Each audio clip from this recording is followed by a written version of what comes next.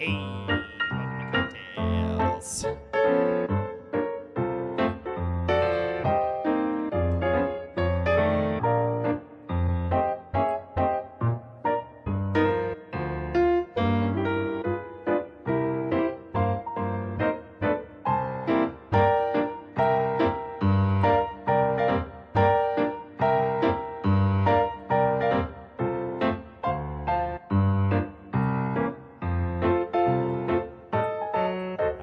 Kitties.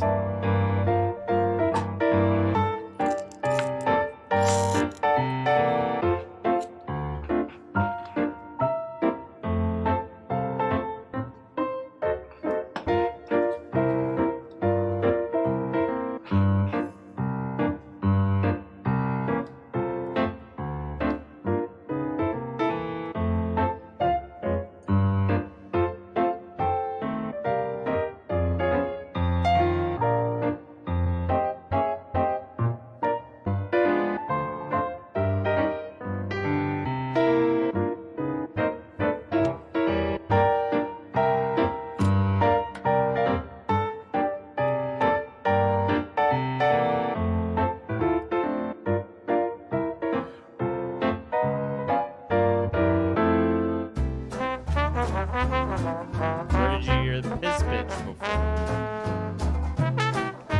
I don't think I said it.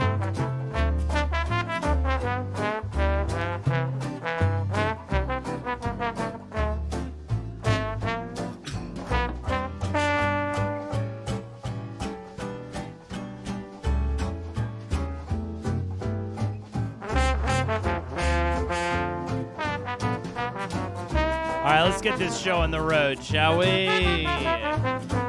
That's right. You know what time it is. It's time for... He forgot to put the video up. CockTails! Oh, yeah, I got to re-record this sometime this week. Get the louder audio. That's right. It's CockTails. Dun, dun, dun, dun. It gets louder soon. Read. CockTails, woo, with Jeff and Holden. Carly, CockTails, woo, with Jeff and Holden. Carly, CockTails, woo, with Jeff and Holden. Making cocktails for you, making you laugh, making you blue. Why would we make you blue, ladies and gentlemen? CockTails, woo, with Jeff and Holden. Hey, Carly. CockTails, woo, with Jeff and Holden. Holden, with Jeff and Jeff. And I'm here too. Wow. What's up, everybody? How is it going? Welcome to CockTails. Man, baby, thank you so much, JD Panda, for the sub. Oh, thank you so much, my friend. And please consider subbing to the channel. 25% off subs in September, which is ending soon. So get your cheapo sub now. And welcome to CockTails. Welcome, Jeff. Welcome, Carly. How you guys doing? Doing all right. Doing Very pretty good. well. Jeff? What a day. How are you, Jeff? Shitty day, but it's fine. The CockTails will take care of it. So, That's right. Let's get that drink soon. By the way, Jeff, I bit of a hustle to try to get things together. I meant to run this by you before I offered this. If we make it to $100 in donations tonight, we have a goal here.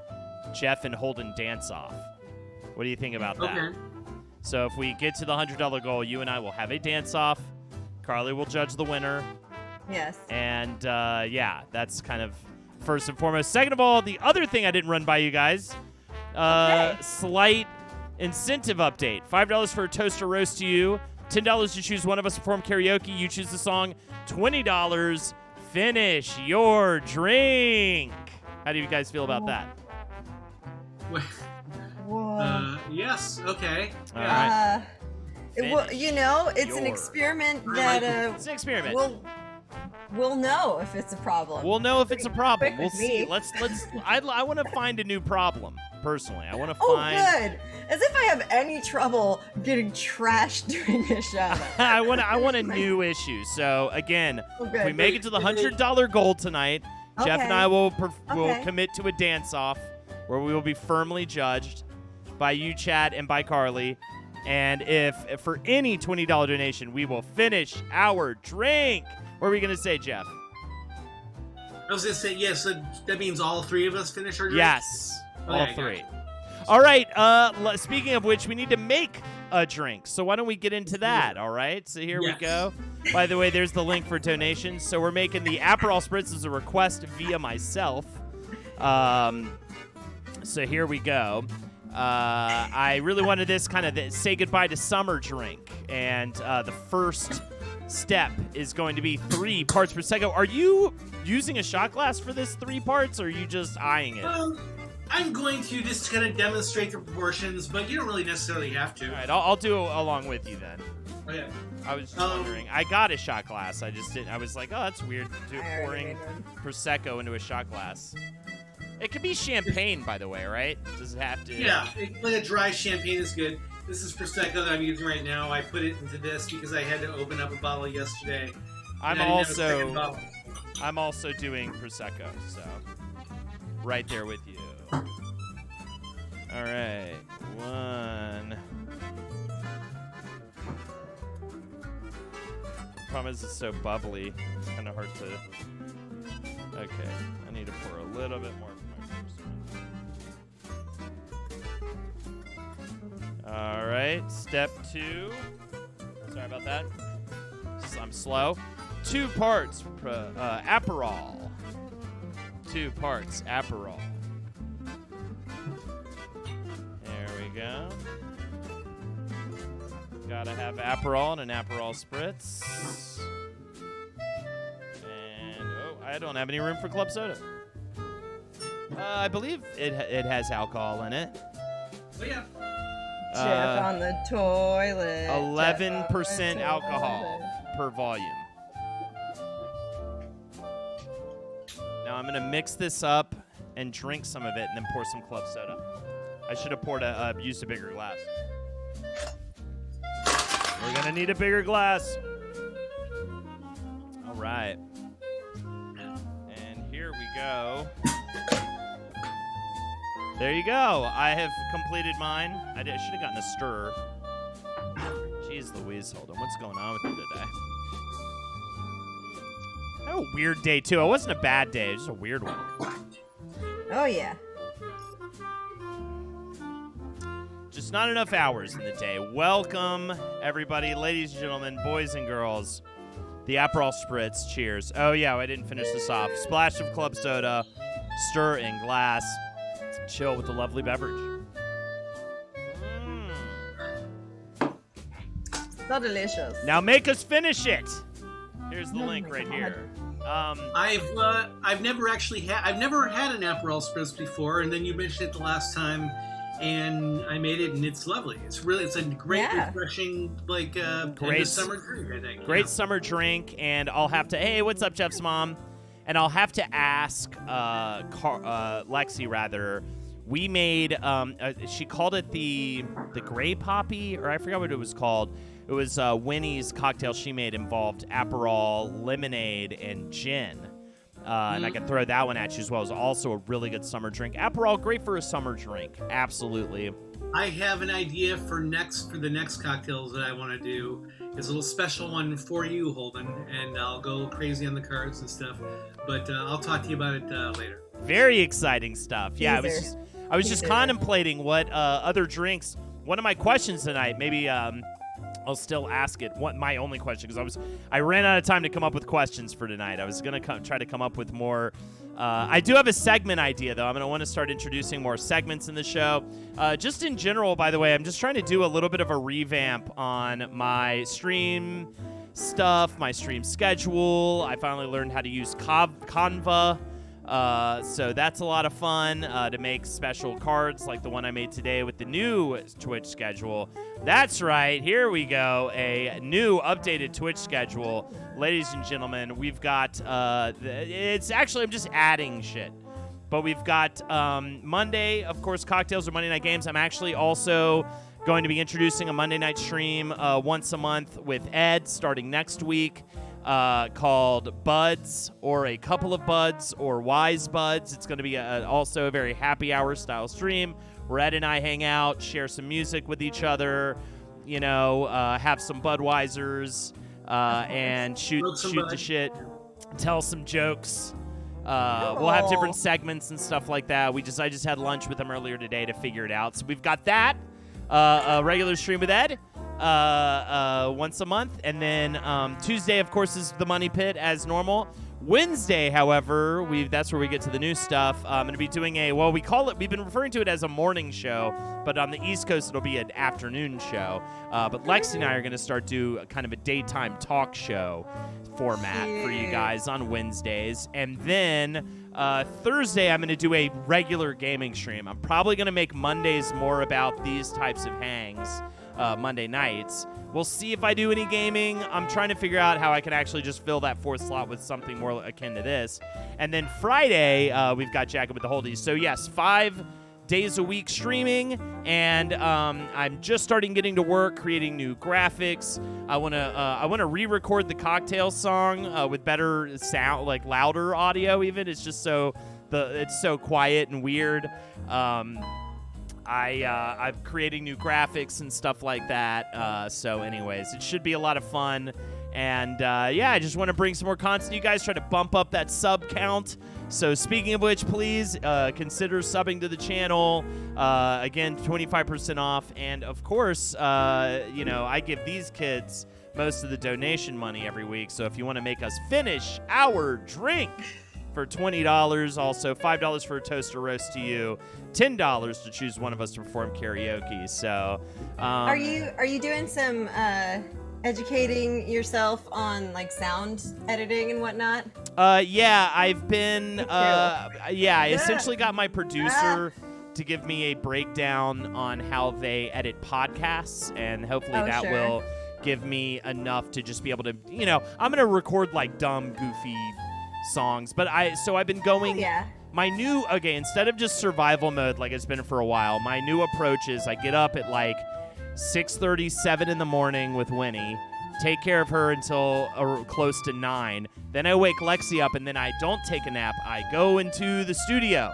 The podcast studio is a house with many rooms in it, right down the street. It is like a 6-minute drive away.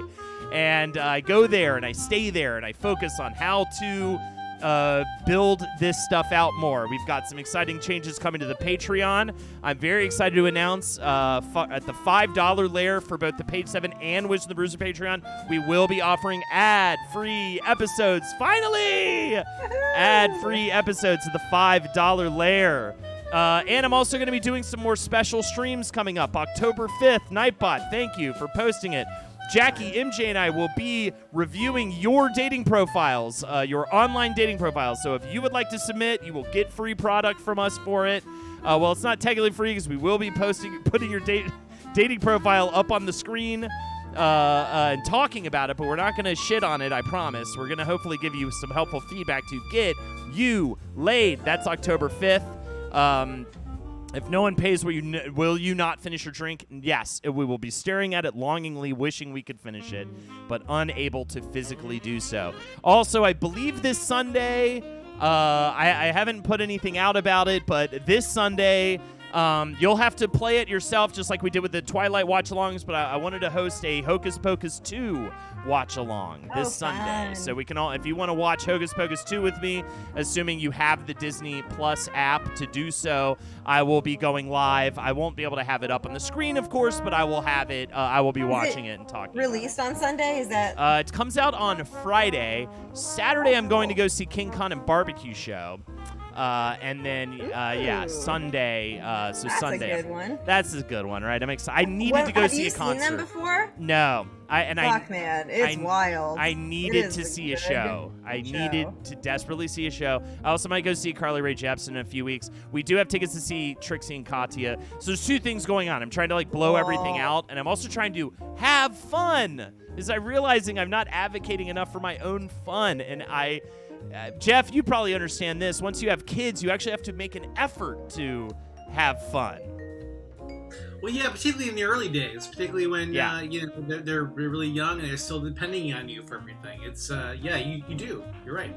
Gotcha. Yeah. Yeah, exactly. It is just a nightmare. Can you talk about your shitty day, Jeff, or what's the deal? Well, there's not a lot of details to go into. I love hearing about when Jeff has a shitty day. It's my favorite. So what do you got for us? Yeah, we haven't had a good dose of sad Jeff in a while. It's not really. I feel bad. You're excited and coming in here with full energy. It's all the new streams and things we're gonna do, and I'm like a glass of lukewarm milk sitting. That's why we must force him to lift you up. Yeah, friend.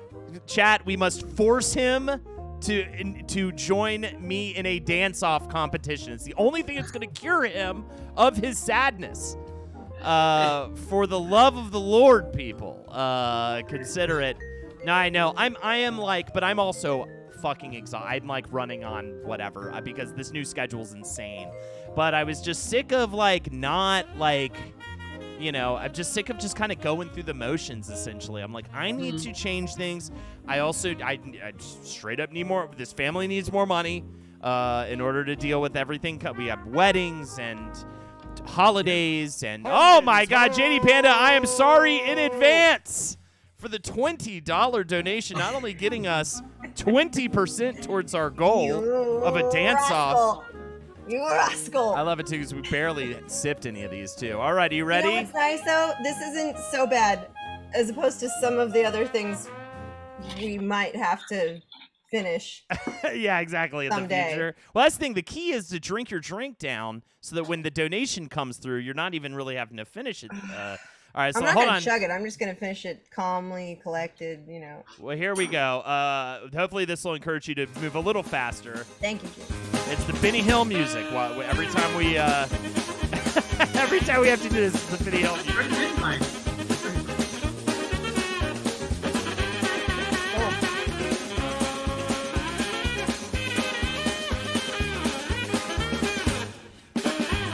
I did it. I had a pretty big drink. Dude, I'm the date profile master, Jake Sig. I know you speak in jest right now. My sinuses. But I will get your wiener looked at. Bubbly. Or vagina poked if that's what your deal is or whatever, okay? That is quite bubbly. Get a little burpee soon. There's the first finish your drink incentive net. I gotta go make another drink real quick. Now it's time to make another one. All right, here we go. It's the Aperol Spritz. 3 parts Prosecco, 2 parts Aperol, splash of club soda, stir in the glass, chill with a lovely beverage. So I'm going to go ahead and make this drink again, ladies and gentlemen. I already did mine. So. Yeah, I'm going to eye it this time. Entertained while you're doing that. How about that? Yeah, please. Yeah, well, the chat, you ever have one of those days where you just feel like you sort of made the wrong decision at every turn? You went in with the right idea. You were like, I got that. You go in just full of just get a little pep. You just I'm gonna go in. I'm just gonna fucking own this day. And it turns out, oh no, you fucked up there. Oh wait, now in the process of trying to make up your fuck up, you fucked up more. You fucked up again. Oh cool. Hang out for a little while. You fucked up in that too. JD Bennett says, as in deciding to participate in this stream, absolutely. At least all the decisions made for the stream, inevitably going south, were made by me, not by Jeff. All he did was show up, and of course. So, is this all to do with work stuff, or just literally everything? Pretty much. I mean, yeah. It's fine. It's gonna be okay. It just put me in a I'm fucking starving. I'm like dieting right now, and just because I Okay, so that's gonna. I was already gonna say. So a little hangry, So yeah. I was already gonna say, bad for me, but- Jeff, that yeah. First of all, I'm gonna get you way too drunk, way too fast. Maybe if Lindsay can get you a roll or something, but you're not supposed to eat, is what you're saying. But also, but then this is what happens: is like. You get in you make that decision internally that's the kind of day you're having, because I do this too. And then every little thing that you might put in the category of, yep, just another fuck you to old Jeff today, it blows up and gets bigger. Whereas if you're having, like, if you weren't in your head about it, you'd probably be like chilling. You know what I mean? You are correct. Yes, that's true. And or rolling with the punches. But I do the same thing. I quantify days like that as well, where it's like I'm either having a good day or I'm having a bad day. And some days I get raided by Kyle Kopp. Thank you so much for the raid, my friend. Welcome in, everybody. Let's go. Hi, Demon Whiskey Nick, who asked us, has anyone watched Star Wars Andor? I have not at all. I've watched the first 2 episodes. I have no idea what the fuck's going on in it, but I'm into it. I'm interested to see more, and I like the tone of it. It's This is bad for half of my line of work, but I'm so fatigued by superhero and Star Wars shit. Disney, you have broken me. I am so fatigued by it. You know what I can't get enough. What keeps me alive, honestly, is that all the kiddos are really into it. So when you're running around the yard, like pretending to be Hulk, or I mean, it brings a whole different life to it that I never had. Yeah, right now I have a daughter who literally just points at something until you hand it to her, and then she grabs it, she looks at it, and then she throws it away, just like Live or Die threw $25 away, saying there is no way a dance-off won't turn your day around, Jeff. We're up to almost halfway to our goal of the dance-off between Jeff and Holden. Another 20 just come in? It's a $25. Do we have to finish this drink? Possibly, I'm gonna end up puking, man. In addition, seriously, put on the it's like a puke recipe. Oh my God. I don't know if Lindsay's watching this. I do, Jake. Lindsay, I think had a rough day too. So yeah, I don't know. She's probably chilling out, but if she is, she's probably sharpening the knives right now. You know what I'm saying? Lindsay, I apologize for what all right, sorry, I forgot to play the Benny Hill music. That's sorry.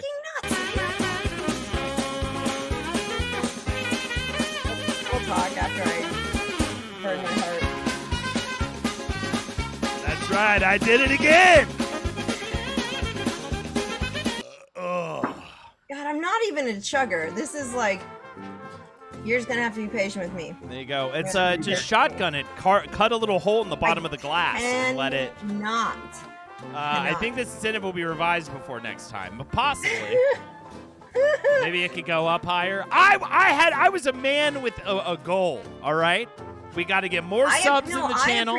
We got to get more donations. I'm not being a downer. I am, however, like, I'm just thinking ahead, because this is my survival mechanism I've learned over many years. Like, how do I not puke? This is the way. Here, this will help. This will help. Drink. Yeah, no, I don't give into that kind of shit. What this means is we have now had 10 shots of alcohol in underneath a half hour. Well, Prosecco, though. I mean, you know what I mean? Well, I'm going to maybe suggest make them weaker. I made a smaller one.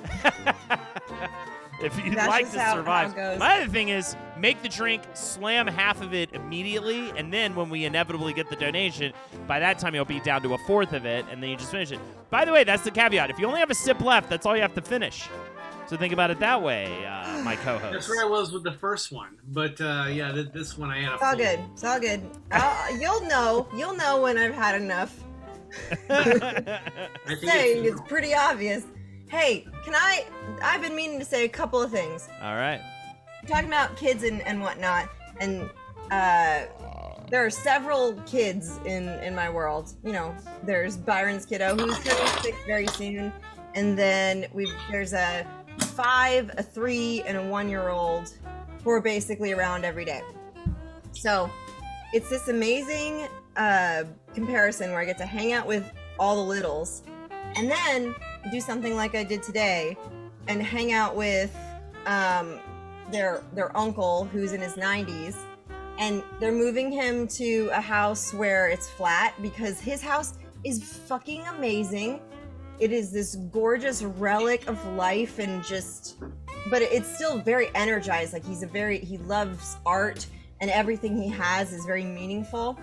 But we're moving some of those things into this just safer place for him.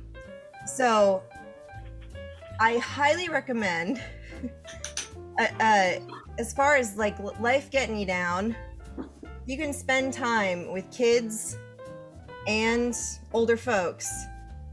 It makes a lot of the present stuff you're going through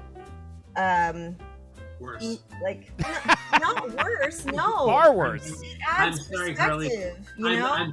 I'm sorry. I Jeff's gonna be negative today, and that's fun and funny. So don't worry about it. I apologize, Carly. You were making a lovely point there. I'm The sorry. stuff that kids get upset about versus the stuff that older folks endure, it puts everything like in perspective. So nothing is gonna like it shit's still gonna happen and not everything is pleasant, but it makes it easier to get through it. Well, or you can surround yourself with just different types of people at different ages. Well, you know what, Carly? Maybe that's a good segue into the one segment I brainstormed and came up with for the show. I will come up with more in the future, but it's been a really crazy week trying to jumpstart a lot of this stuff.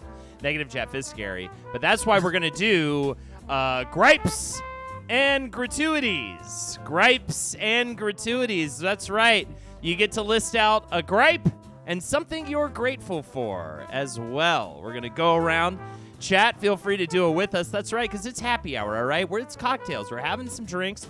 We're kicking back. And what do you do when you have a couple drinks? Maybe you talk about some great thing that happened you want to celebrate, or you want to talk about what's irking you, giving you, putting a big old bumblebee up your dick hole or whatever, your urethra or whatever it is, and it's stinging the inside of your penis tube. And, it's probably going to get infected and all that stuff. Jeff, you idiot moron! Stupid.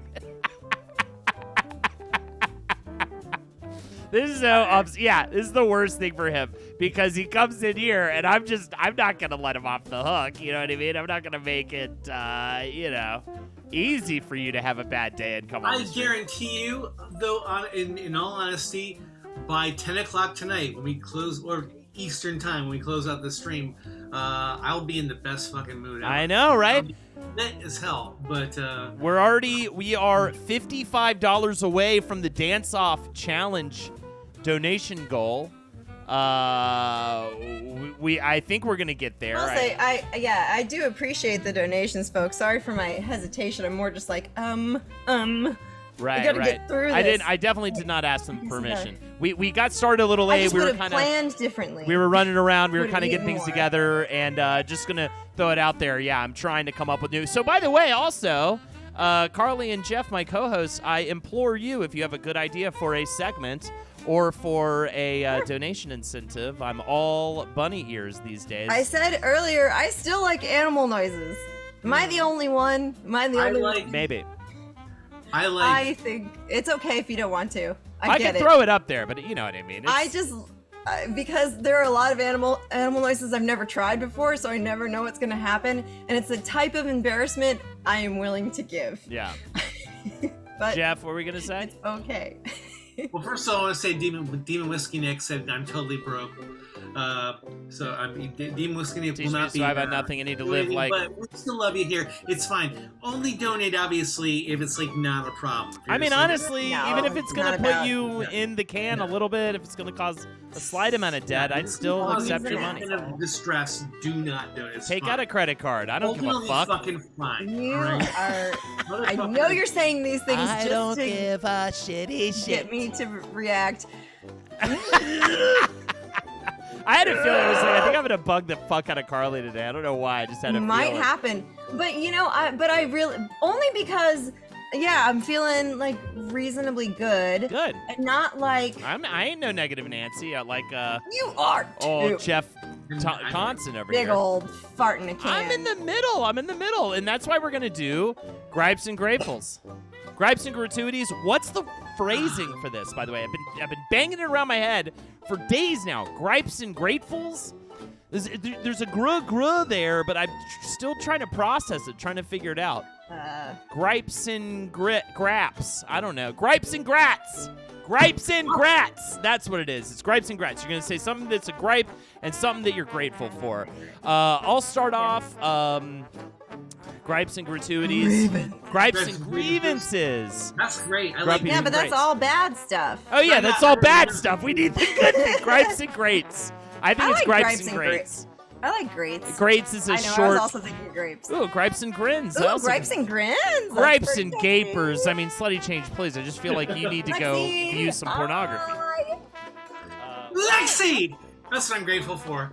Sorry, I didn't mean to yell in your ear. She's abused, and I apologize. Apologize for the abuse. Then I was right at the same time she did that. That wasn't me. Was it? Finish drink. I gotta go. I don't know why she ran off. I think she had to urinate or something. But anyways, ladies and gentlemen, say something that's a gripe and something that you're grateful for. Since I introduced the segment, I'll start. I think my gripe is lately I'm very tired, but I'm not exactly doing like I'm still running up that hill when it comes to the financial change I've suffered from moving across the country, living in Studio City, and having a baby. So we're getting there, but this is obviously why I'm making a huge push with expanding on the stream and doing a lot of things. So you're going to see some changes to Patreon, like I mentioned before. I'm trying to go ham on TikTok as well with Page 7 and Wiz the Bruiser. Wizbrew LPN, Page 7 LPN, and we soon have some tour dates coming that I'm really excited about, including, like I said, the Bell House. So I'm so excited to get back to New York. Nice. I'll give you the dates in Love just a Bell second, House. Chad. So there you go. That's what I'm grateful for. I'm grateful that this tour is finally happening. I'm so excited for this run of dates. We've got on coming up. It's gonna. By the way, we've officially let people know. We've officially let the powers that be know what the name of our tour is going to be, and that name is Release the Butthole Cut. Release the butt. Wizard the Bruiser and Page 7 present Release the Butthole Cut. That is the name of the tour. And we've got the dates changed a little bit, and some of it's not totally confirmed. But for now, November 17th and 18th, we're playing Austin and Dallas. Then December 6th, 7th, and 8th, we're doing Washington, D.C. Then on the 7th, we're doing Philly. And then on the 8th, we will be returning to the Bell House in Brooklyn. And then I'm hopefully maybe staying with Jeff for a couple extra days to enjoy New York City for a little bit. Then we have the 16th, 17th, and 18th of December. We're doing Chicago, Milwaukee, and Minneapolis. And lastly, the 13th and 15th of January, we're doing San Francisco and Los Angeles. We've got some gripes and some greats in chat. Gripe, I am broke. Grins, I need to live like this when I have money, and I'll be able to save money better, lol. Absolutely. Lucidius, grapes. I've got 2 autistic daughters and welcomed in a nephew. Gripes. Youngest still cannot speak, and I want to strangle the 16-year-old nephew. Absolutely. Can we respond to that one real quick? Sure. Just with kids, and I mean, it sounds like there's, certainly some challenging aspects to that. I try to remember that when they're having a hard time, it's not because, like specifically with the 16-year-old nephew, it's not because they're trying to do something to you or trying to make something difficult. It's just that they're catching a snag. They're hung up on something, and the best thing that we can do is give them the patience to maybe, share with you and offer opportunities for that. But when you're in it, it can feel like it's all kind of happening to you. And I would just, support you and knowing that you're not alone in that situation, but offer, a little bit of space to like work work through whatever it is. I know it's a lot. It's hard to not know your whole situation, but I feel for you. We also have Lady Highheart Gripe. I need a job because I want money. Grin. Moving in with my partner's been the best decision ever. Oh my God, I love it. That's really nice. And maybe they met through the stream stuff, maybe. So that's really awesome.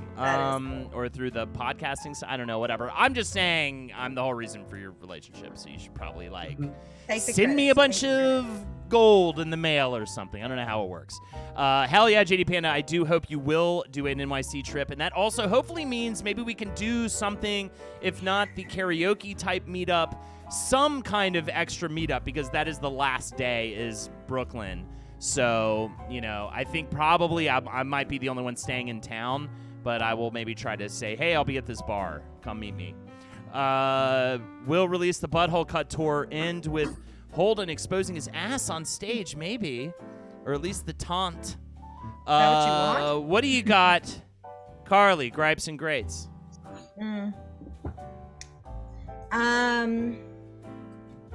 I guess it's kind of crazy. This last weekend we had 2 birthday parties. One was a bowling alley birthday party for a friend from kindergarten, and then the other was Valgal, who turned 3, and that's a cousin. It was crazy to do 2 birthday parties in one day for that age, because they're just so excited to be turning 3 or turning 6. It's like the number is like, yes, I made it. And so I'm grateful for that reminder a little bit, just to do you remember what it was like to be excited about getting a year older? Oh yeah. I would love to. Dude, when I turned 18, I gotta get that porno mag and the fucking pack of cigarettes, bro. That was awesome. We met IRL in New Orleans, but we probably wouldn't have met if Wiz the Bruiser didn't exist. Thank you so much. You're welcome for your love. So isn't that interesting? Gripes, though. I mean, I could just say there's not enough hours in the day, but fuck that, because everybody. You're also exhausted has all that. the time, yeah. I mean, I've got a lot of things I'm trying to do, and I got my list, and it always kind of feels like I'm scratching away at it or whatever. I'm getting shit done, but I can let that stress me out. However, my gripe really would be miscommunications or people not communicating with you. And right, not letting you know that if someone pays $20 during the stream, you'll have to completely finish your no, it wasn't alcoholic beverage. No, this is Tickets are not on sale yet. Live or die. Byron. And Hell Dog, I would love to go to Denver. I will absolutely bring up Denver if we get to add more dates. I will try to push for that. My mom will be there if you go to Denver. That'd be awesome. I really want to do Denver and that general area. I really want to do the Pacific Northwest as well. So, and no, not all the venues have fully been confirmed, but we're pretty much there.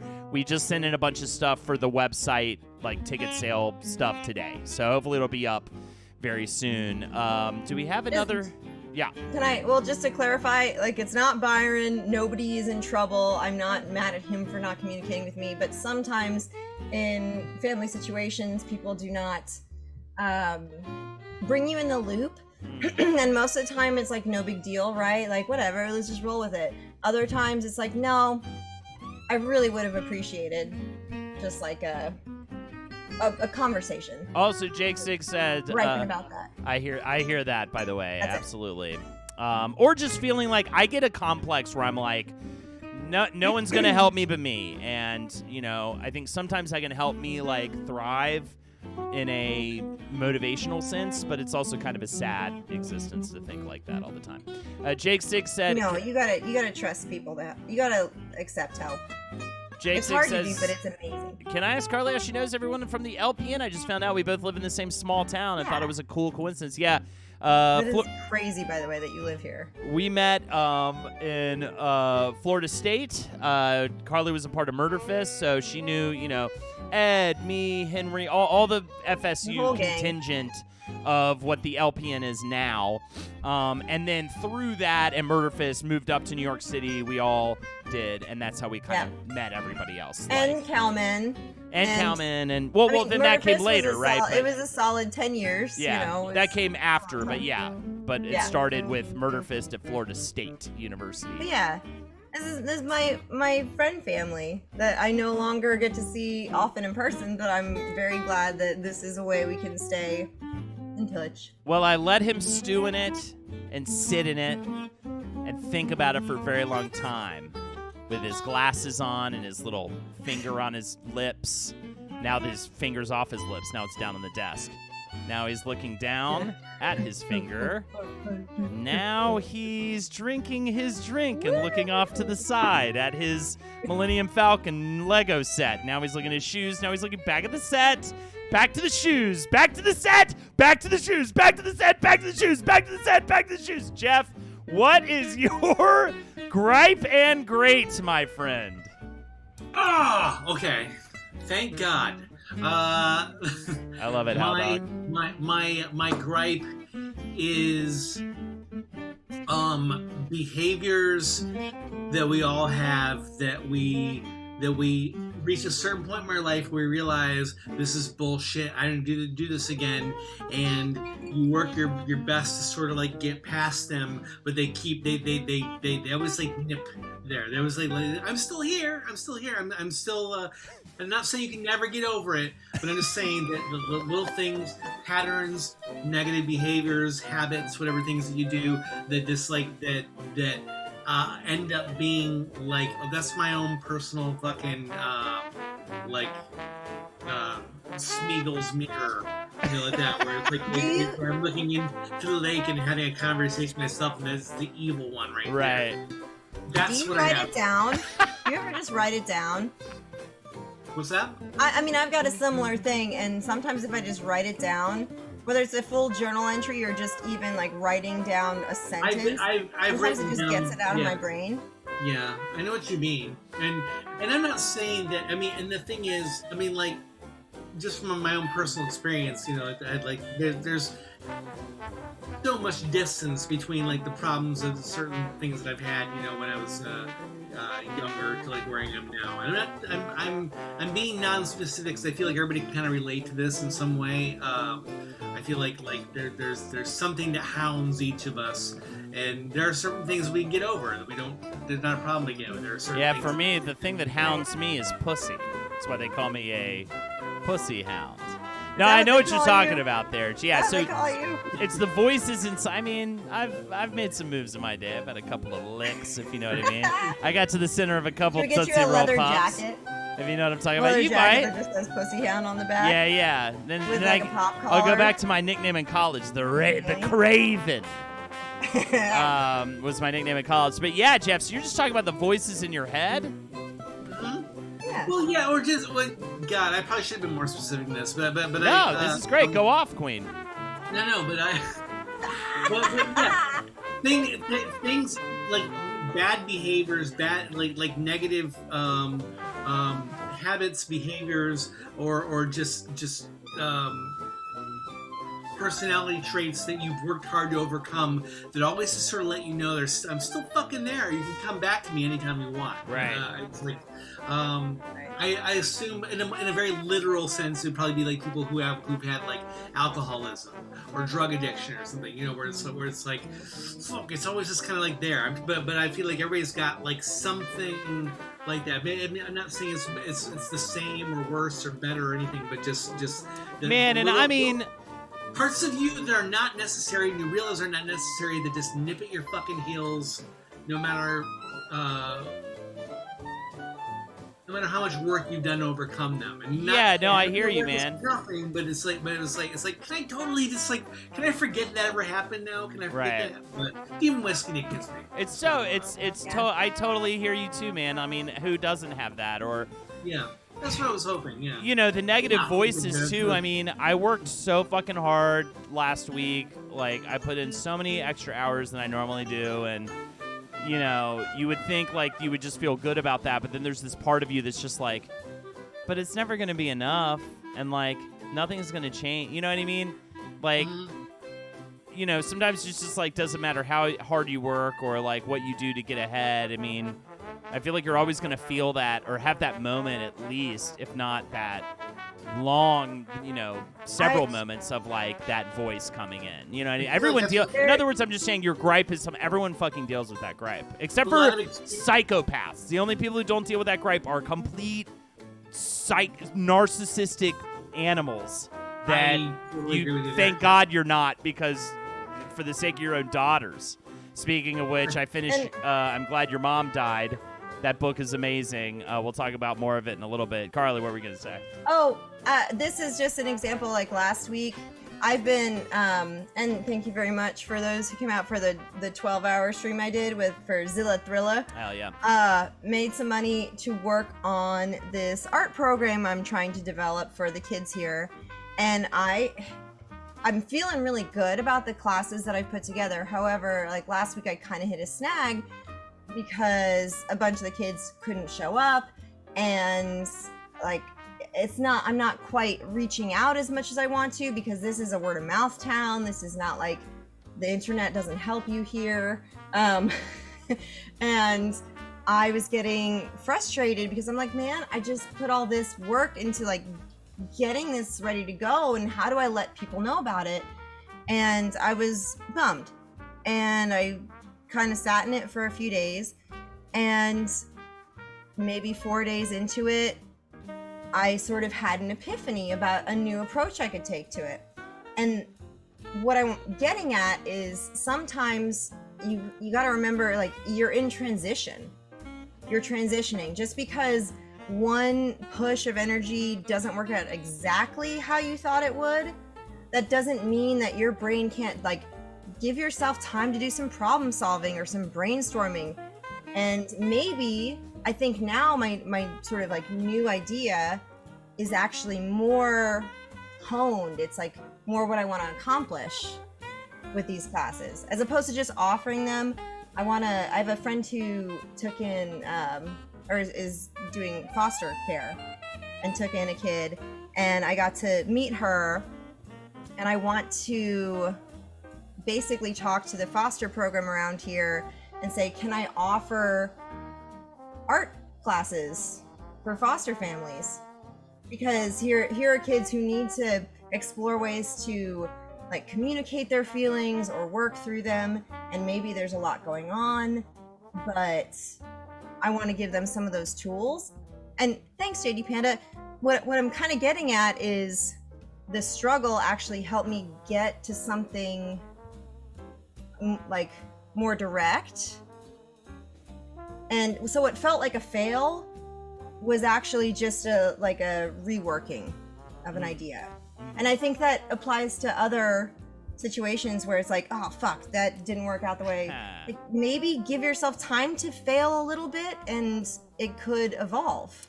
Of course, we got a little hand of Lindsay there. Good to see that hand for a moment. But yes, absolutely, that's great stuff, Carly. Jeff, what's your grade, my friend? Well, I was going to say, Carly, that was a really good. I was listening to you as well. Oh, it's okay. No, I know. But yeah, that I really like your. It was a reminder. Yeah.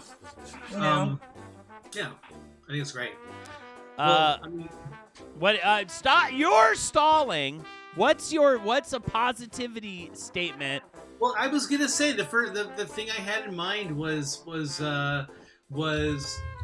the community of people who support you. It's something that it was gonna say, it's your friends, it's pretty great. It's your families, it's people who love you, and because I figured this kind of like piggybacks off my gripe is like, because there's always people to remind you that that they are there for you. And right. I'm talking about like good friends that I have in here and in other places, like you two, and I'm talking about people in chat. I'm talking about just like the support network that you get when you have like this loving, accepting community of people around you, and I'm very, very grateful for them. Excuse me, hiccups also. Oh my God, he's getting emotional, chat. Please, don't watch the man cry. Okay, we support grown men crying in this community. We truly do. $100 incentive. Whoever can make me cry. There you go. So. He'll pay you. If you make him cry, he'll give you money. Speaking of incentives, $5 for a toaster roast to you. She's a man, baby. Dealer's choice from Koala. I was just about to pump the the karaoke incentive. We're now over halfway to our goal of the dance-off. $10 dealer's choice. I'm going to give this one to Carly. You think about it now, what song you want to sing. What do we also have? $20 to finish your drink. It's not a full drink, finally, so I'd love to get that and I got a donation lot right of ice.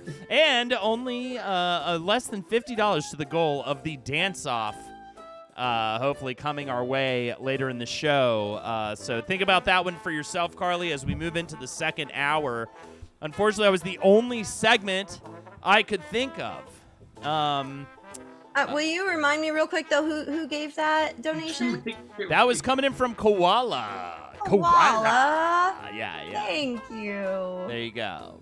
You've got a request, let me know, but I'll think of something. See, I mean, it's like, you kind of bring up an interesting duality or whatever. Maybe not duality is the right word, but, on one hand, internally, there's that strife, Jeff, but then you point to the external community and family, and that's what gets us through. Also, therapy. I mean, you've been probably working on this in therapy a lot, right, Jeff? Honestly, yeah, I have. I have therapy. It's been mindfulness, meditation. It's therapy. Yes. And I am just it's starting. It's Lexapro, actually. With yes. Me. So, yeah, and my wife Lexi is a pro as well, so she helps me get through things. There you go. But I will say also something, a tie-in to the Cup of Ho morning show, after daily show with Lexi and Holden on Wednesdays. One of the things we'll be doing on that show is a toast for Fancy Pants. You know what? We owe someone else a toast, too. The person who donated $25. We finished our drink, but we didn't do the toast. We are now so close to the goal of the dance-off. But before we get to that, I just want to throw it out there on Wednesdays. And again, that is from 1 to 3 p.m. ET, Cup of Ho with Lexi. I'm going to spend some time going through every week the Artist's Way. I started it back up this week. It is one of the major components that I point to for how I was able to exit my soul-sucking day job and become a full-time creative. But the one thing that always irked me about the Artist's Way for myself personally, my own experience with it, was, it really says you need to follow through. You got to finish a 12-week program. So every week you read a chapter. It gives you assignments. I will give you guys the assignment as well if you want to partake in it with me. I'll kind of give you the breakdown of what it exactly is to help unlock you creatively. And we'll do that for 12 weeks. And then Lexi's going to do it when I'm done. So we're going to do it probably for 12 weeks and then 12 start over and do it again. With Lexi this time. But it's an awesome thing, and I will absolutely break it down. If you want a little starter for the Artist's Way, there's two major components to go by. One is a daily component, and one is a weekly component. The first component is the morning pages, and this is something you can start tomorrow. Especially Team of Whiskey Nick, I think it could greatly help you if you're not already doing this. With your writing and stuff, and anybody. It's not just for writers. It really, because there's nothing really writerly about it. You're trying to get those. You're trying to just get this stuff down. But the morning pages is grab buy a notebook, spiral ring notebook, something like that, or pick up one up, or any scrap piece of paper if you really want. And you're gonna write 3 pages, stream of conscious, right when you wake up. For me personally, it's when I get into the office that I do it. I don't usually do it first thing. If you can do it first thing, do it first thing. You're literally just going to write 3 pages, complete stream of consciousness. So if it's just fuck, I hate writing morning pages. These pages are so stupid. I went to the store the other day. I bought milk. I did this. Blah, blah, blah, blah, blah, blah, blah, blah, blah. So, you just kind of word vomit by freehand writing on the page. every single day, 3 pages, and you're done. Usually takes me about 20 minutes to do it, 20 to 30 minutes, and there is a lot of arm pain involved. I get so sore so easily freehand writing. And then the other thing is the artist date, and that is once a week. Take yourself on an artist date. You have to do it solo. You cannot do it with someone else. It's not a date. It's not a friend hang. And it can be many things. It could be taking yourself to a museum. It could be taking yourself just to a park and sit and just people watch. There's this like pottery painting thing that I'm going to go do sometime in the next couple weeks. Either way, it could be a movie even, but you have to go alone. And it's essentially about 1 to 2 hours, more like 2 hours, where you just take your inner artist on a date, essentially, to some experience of some kind. And it has to be, and again, the real true guideline is it cannot be with anyone else. So those are the 2 things. If you want to start doing that, and then I will cover week 1 with you guys on Cup-a-Ho this Wednesday. Again, 1 p.m. to 3 p.m. ET. So for us, it'll be 10 to noon every Wednesday morning. So yeah. All right. I want to second everything you said, actually, though. I did the Artist's Way back in like years ago, but yeah, it was really, really. It's awesome, right? Well, yeah, I credit like one of my earliest like scripts that I ever did, like from the unblocking that sort of it's really amazing, and I don't think I spelled this out. My one gripe with myself with it is it's a 12-week course, and it really strongly emphasizes like follow all the way through. You're gonna want to quit about halfway through. Follow through, finish it, and I got to like week 7 and I stopped. So I actually want to finish it this time. I feel gunked up again creatively. I feel like I need new pathways to open up. And when I first did it, I think it really did lead to my career as a Twitch streamer. I think it led to me getting these podcasts going and so it really was hugely instrumental. And but also, even if you're not trying to make a career out of being an artist, this still could be incredibly potent and important for you, and it does not have to be tied to making money off of art at all. Like if you just feel frustrated in your whatever it is, your outlet, I think it'll be really, really strong. Whatever, slutty change. All right, Carly, do you have a song for us? I do, but I don't know. Well, I had options. I don't know. Maybe what did Koala say? It's my pick. Dealer's choice. Okay, so you don't want to tell me. Okay, no, it's dealer's choice. I know. Well, I've got 2 choices: Franz Ferdinand or Journey. I can't choose. Take me out. Take me out. Do Franz Ferdinand. Okay. She said, man, baby Soat, thank you so much for the sub. Also, we are getting so close to the donation goal for the dance-off. Make us finish our drink. I'm about to pour myself a new one. $5 for a toast to roast you. $10 to choose one of us to perform karaoke. You can choose the song or that finish your drink for $20. We are almost there to the dance-off challenge. We got Carly singing us a song, and then we're going to do a couple of toasts. After that, stay with us. This song's pretty fun. I mean, I like Franz Ferdinand just fine, but I think this is pretty fucking fun. It's a good one. I just have to, Which reminds me of Hipster Dance Night at Waterworks. Hold on, it's not on the right. It's not going to the... Yes, Live or Die and Fancy Pants will both be getting a round of toasts after this as well. Your backup dancers aren't quite ready yet, too, so just give them 1 second. All right, we got 1 second. I gotta work out my sound anyway. It's not. Yeah, I'm excited for Cup-a-Ho. I'm also excited for Thursday. I'm probably going to do Trombone Champ. I think I may spend some time. I'm essentially at the bitter end of my second playthrough of Elden Ring, my no summon run, and that means I still have to take down Mog, the Blood Omen, and Malenia. They are dastardly bosses. And I've decided I may just try to do it on stream and bang my head against that wall in front of you guys, because it's maybe more fun for me and you to watch me get so frustrated fighting those bosses. I was thinking about returning to Getting Over It by Bennett Foddy as well, because that game I classically rage quit back in the day. I'm considering PUBG. Should I even try? I'm kind of now. I'm possibly interested in Fortnite now that there's the no build mode, where you don't have to. There's no constructing shit, which is the thing I hated or couldn't get into it originally with. Yes, Stray's great. I did a full playthrough of Stray. It's on my YouTube. For sure. What do you? Are you waiting for me actually, or I'm just talking, right? All right, Jeff's good to go. Are the gals are ready? All right. Stray's fun. You'll love Stray. It's very fun. I know I'm going to. We'll have to talk about games in a minute. Let's see. Sure. There we go. That's probably good.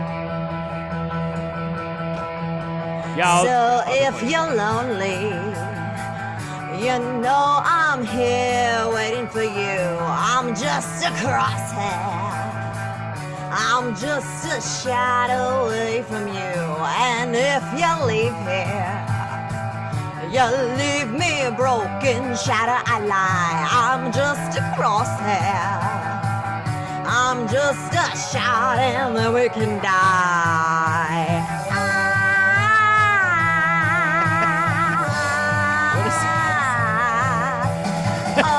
I know I won't be living here with you.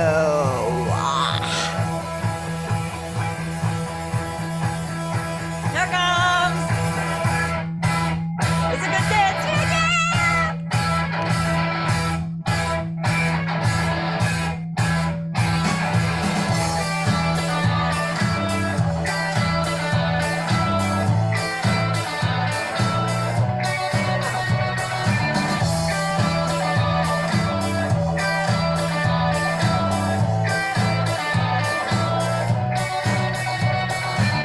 I say, don't you know?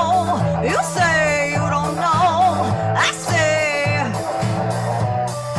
take me out. I say you don't show. Don't move, time is slow. I say, take me out.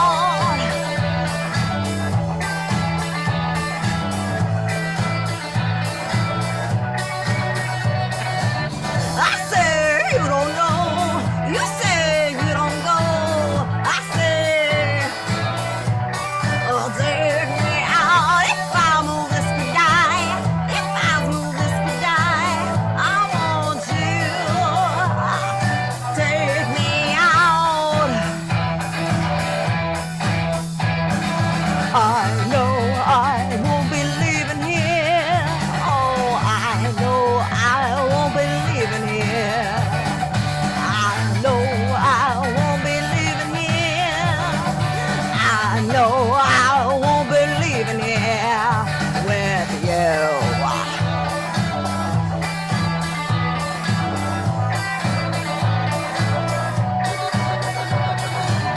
I say you don't know. You say you don't know. I say, take me out. If I wait, this could die. If I wait, this could die. I want you to take me out. If I move, this could die. If I move, this can die. Come on, take me out.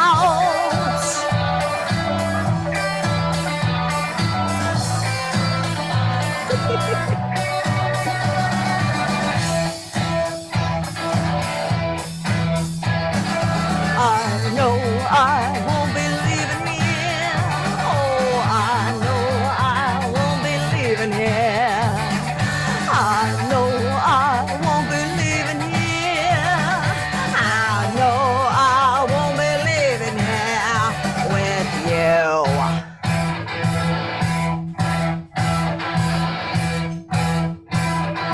Amen. Yeah. You guys are so cool. I love you so much. Come Hey. on, this stream has everything. We're down in drinks. The girls are dancing. We've got a song from Carly. What else could you want? Maybe some toast. We're going to get that as well.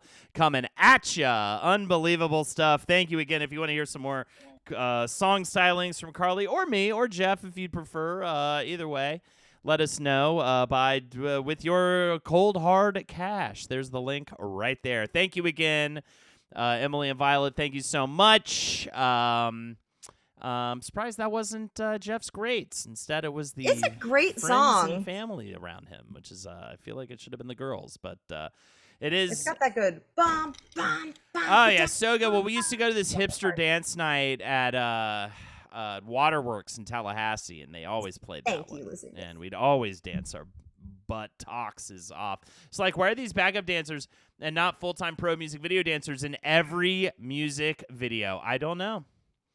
It doesn't make sense to me. But also, Midnight's Taylor Swift, October 21st. And she did say no to doing the Super Bowl because she wants to get her album finished first. She wants to get all of her re-recordings done first so that Scooter can't earn a dime from that performance. All right, here we go. I've made myself another Spritz. If you were wondering when you should make us all down our drinks, it could be now. There's the link right there. $20 to finish our drink. We are so close to this dance-off incentive. And before we get there, I am ready to do a couple rounds of toast. What were we going to say, Carly? I love toasts. Toast time. And no roasts, at least No not roasts yet. It's Carly's absolute dream. Again, that's $5 for a toast or roast to you.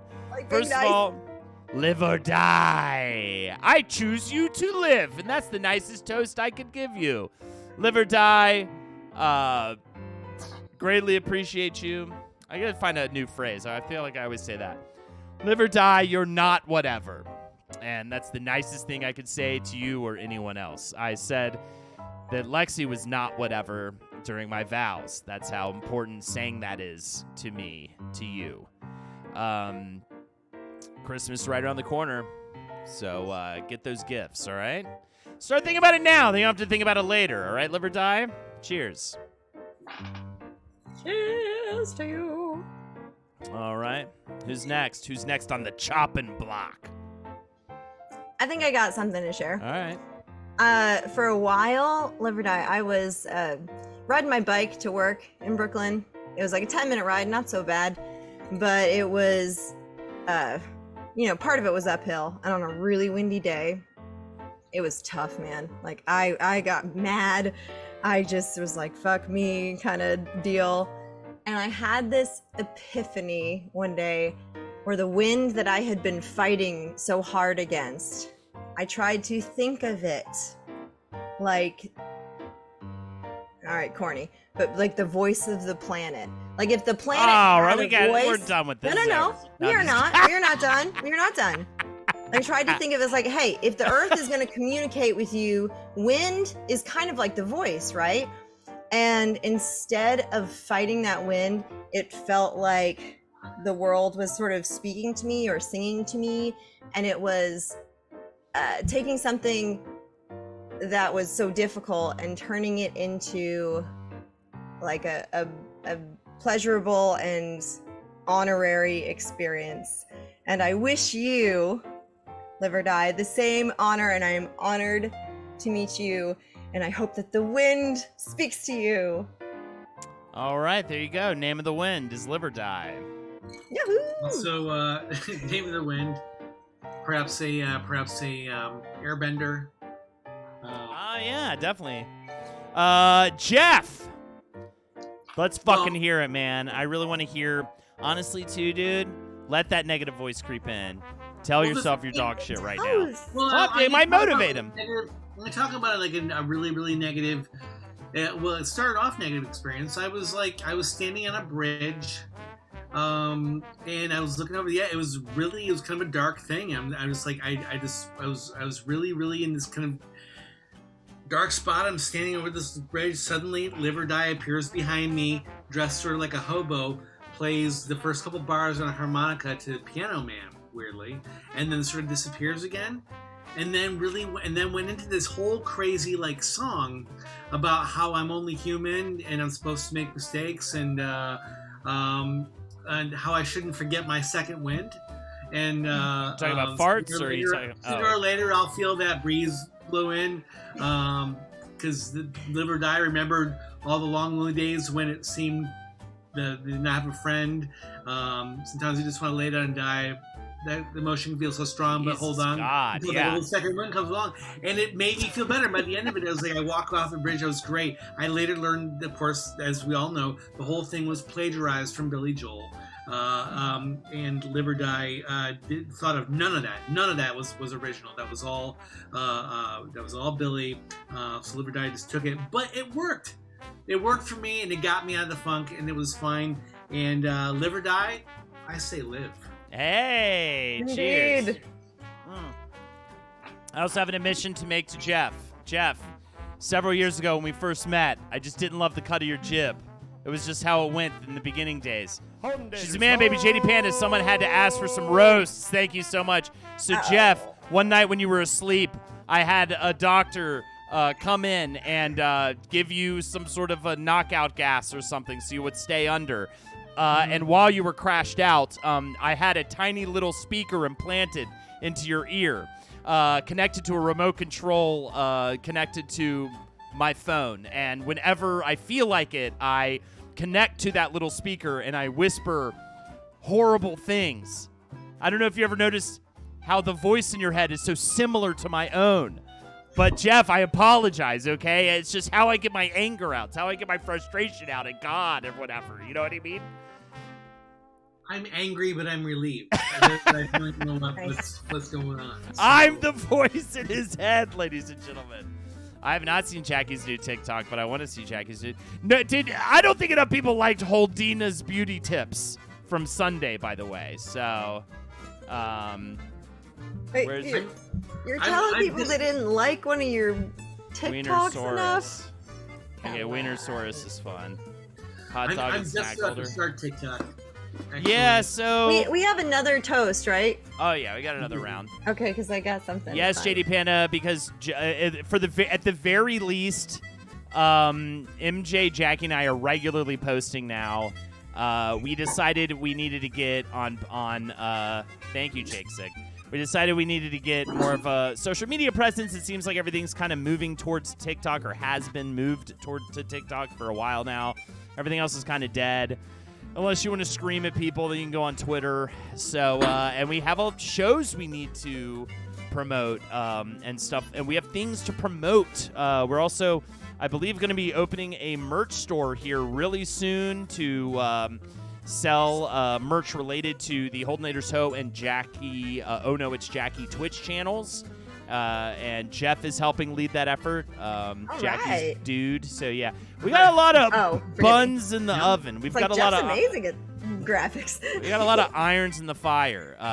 Fuck social media. I guess that includes Twitch. I get. Is this social media? I feel like this is its own weird it's an option. corner. But either way, we are so close to the goal. We have $35 left to reach the dance-off goal. Will it happen by the end of the stream? And will someone make us finish our drinks yet another time? $20 to finish our drink. $5 for a toast to roast you. $10 for YouTube, for a karaoke song. Any song you want. But until then, yes, we have some more toasts, or another toast, another roast. Let's do the fucking toast first. That's right. Yeah, I'm still on Reddit too. Is that social media? I didn't even look at that as social media either.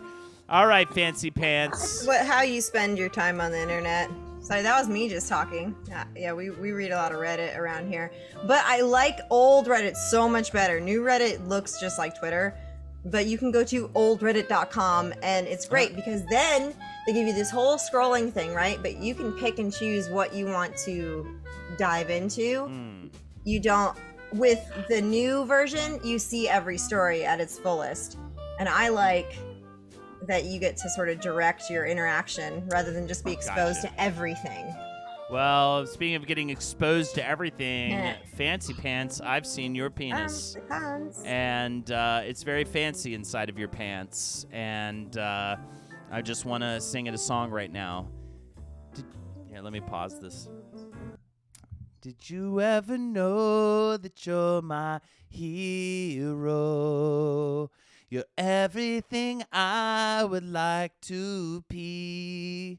You are a penis with some balls attached, and you are the stream in which I'd like to be. Oh, nice.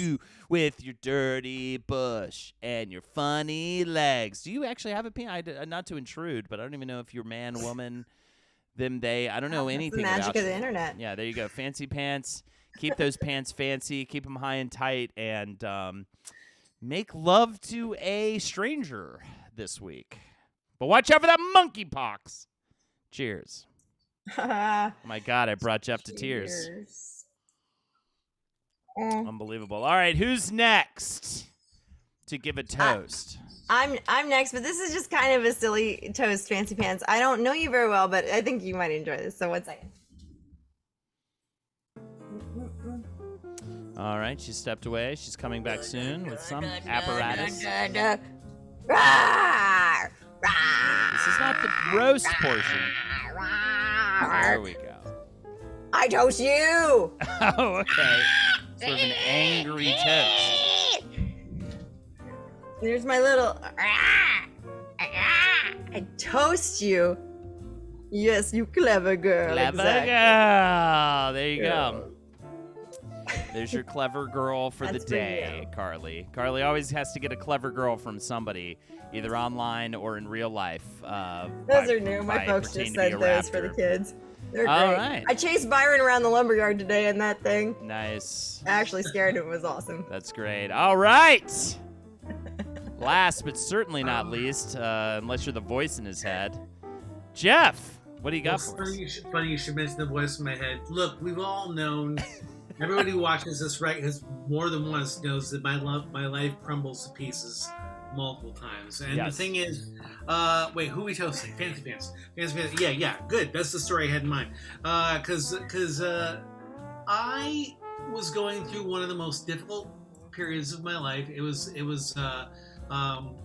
I was in a bad relationship. I was having financial problems. I had a bad whole scenario happening at work. And I remember it was this one time I was like in this whole. I used to always walk along this beach, and the whole time I'd walk in this beach, I'd just be by myself and walking along the beach, and somehow I reached this really, really difficult stream of my life, and I made it through. I don't know how I made it through, but somehow I made it through. And I was just kind of just rejoicing in the fact that I made it through. And I looked back at the beach and I noticed for a while, rather than just my footprints, there were two sets of footprints. Ah. For a little while. But then for one point they became one. It became one set of footprints again. And then suddenly it was two again. And I was like, what's going on? And I realized that was the point that Fancy Pants was carrying me. My God. Dick prints in the sand as well. And I will never be able to adequately express in words how much I needed that shit. And yeah. Fuck yeah. That's great. That's great. I loved it. We need to write that on cursive and put it on a wall. Cheers. Greatly appreciate it. All right, we've got a little round of roasts here coming up. But before we get to that, I just wanted to throw it out there.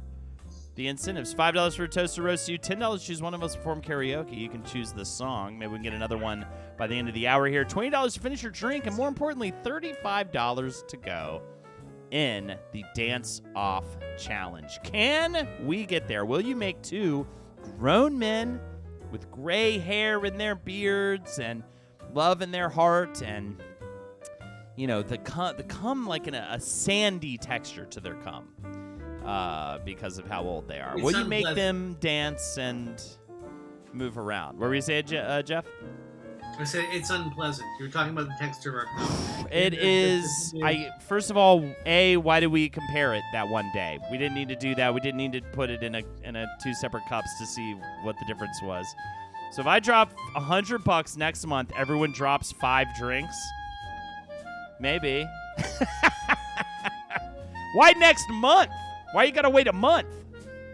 Why don't you do it right now and see? On that, see if that student loan gets paid off. Yeah, unfortunately, if you do it, we might just so happen to be doing our Shirley Temple episode that broke my love. Oh, you're broke. I'm broke, me love. Hold on, have you considered writing a novel? Dr. Jack Dahman, I'm so glad you asked. Yes, absolutely. I wanted to write my memoir, but also I want to write the next great American novel. It's about a 16-year-old kid. He ends up going to New York, getting a sex worker. He's trying to meet up with his sister. It's got a whole situation going on with that. And then it's like where do the ducks fly in the winter? And he ends up in an insane asylum. My problem is I fancy myself a writer, but am I a true writer? I don't know. I would love to try to write more, but my problem is I think I'm this writer, and then I sit down to write, and nothing comes. And then I end up coming a lot because I jerk off a lot in the stead of writing. But I've written a couple of film scripts, and I've written some spec scripts, and I've written, stuff of the like, and hopefully I need to hit up Jermaine Fowler and I had one meeting about a screenplay. I got the Gabe Gadsby, please. There are a ton of phonies in this chat. We had this awesome meeting. I was really psyched to write this screenplay, and then I haven't heard from him since. It's been a couple weeks, and I'm like, oh, man. And then I feel awkward. I'm like, maybe he didn't also enjoy the meeting like I did or whatever. So now I have to go. Ugh. But I would really like to, I really want to write another film script at least. I don't know how I am with prose. I just don't know if I have it in me to write prose. I will also say, though, I finished I'm Glad My Mom Died this week, and it's such a good book. I don't know if I talked about it on here. I've talked about it on other stuff. Jeanette McCurdy, who was a child actor who was one of the stars of iCarly, she wrote a really good book about how horribly abused she was as a kid via her crazy narcissist mom, who taught her how to calorie count at the age of 11. And, it's all about, man, I'm so glad I don't have an eating disorder, man. Like, I got my addiction stuff for sure that I struggle with, but, and you probably already know this anyways, or have heard this before, stop me for this one, but, you don't, if you quit heroin, you don't have to do heroin 3 times a day after that, right? You know what I mean? But with eating disorder, it's one of the few addictions that you still have to eat. You know what I mean? You can't just if you quit drinking, you just stay away from alcohol. You have to have a relationship with food, and it's just so awful. I just really hope my own daughter doesn't have to deal with anything like that. It's just so terrible. But I will be teaching her how to calorie count at the age of 11, and I will be sending her out on auditions. No, that's not true. No kid, I don't truly think any kid actually wants to be a child actor, deep down. I don't think any kid actually wants to go on auditions and, through the whole racket of it all. What are your daughters interested in performance or the arts to any degree? They are, and they've done some. They went to a performance summer camp this last year. They were in a Shakespeare show. They were in I'm blanking on name. Doesn't matter, but they were leads in the thing, and they did. Cool. They love doing it. They're children's not really theater though is different. They're not interested in doing. I mean, they still claim they want to be scientists when they grow up. So they're not I want to be an actor. Right. They're not. I'm really glad that they're not obsessed with being famous or anything, right. or being well known. They just want to be No, who does though? That's a taught thing. No kid. Yeah. Oh, Carly, you're muted.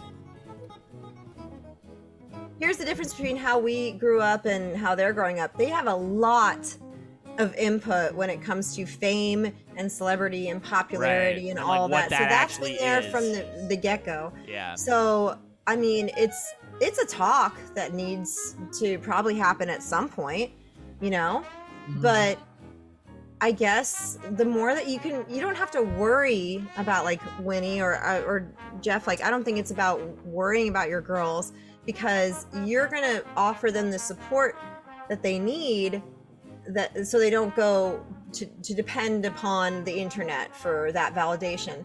But not every kid, has parents that are available to them, for one reason or another.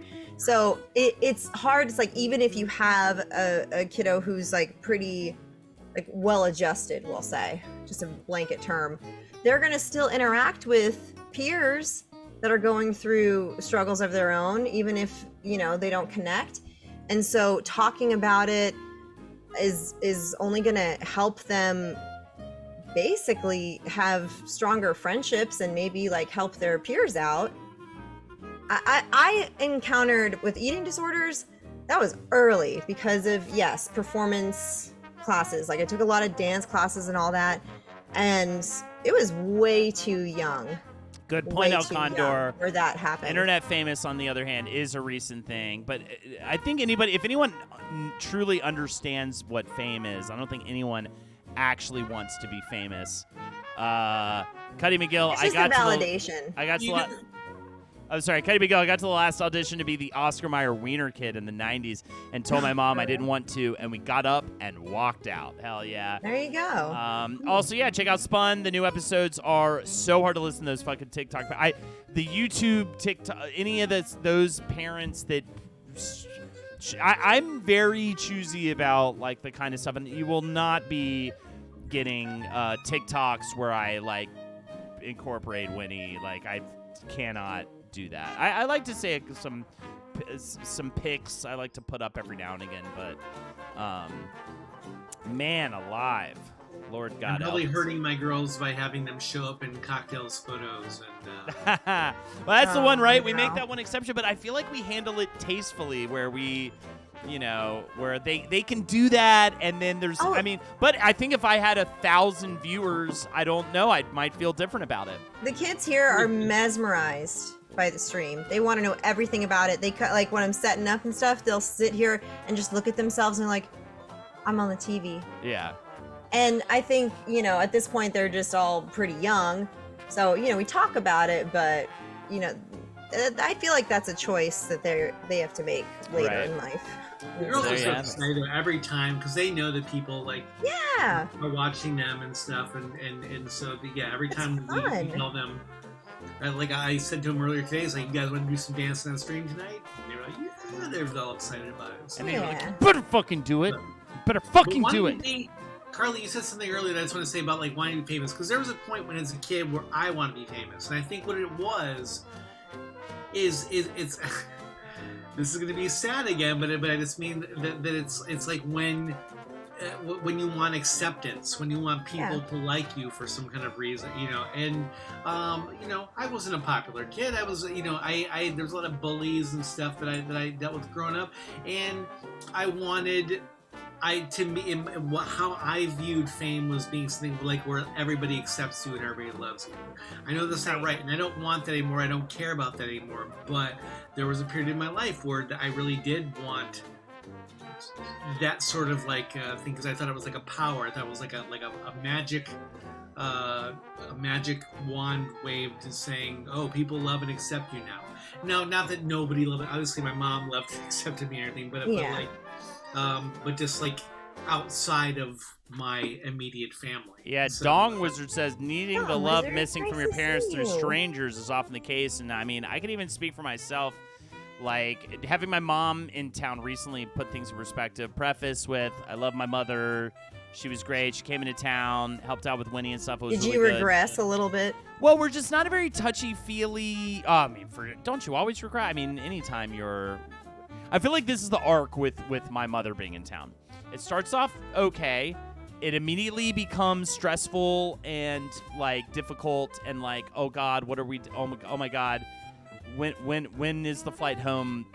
Whatever, because she kind of goes ham on like projects and stuff, and then like by the end she chills out and we really start finding like we're having a really good time, and then I'm sad she's gone at the end. It's such a funny, and then I'm like, why what is this craziness that happens when, you can kind of both sides of that. Now you've got a kiddo. Like, can you imagine after many years, like showing up at your kid's place and being like, you want to do as much as you can to have an impact and help and love and support. Well, especially my mom's very it can just be overwhelming. Service is love for my mom. Yeah. Right.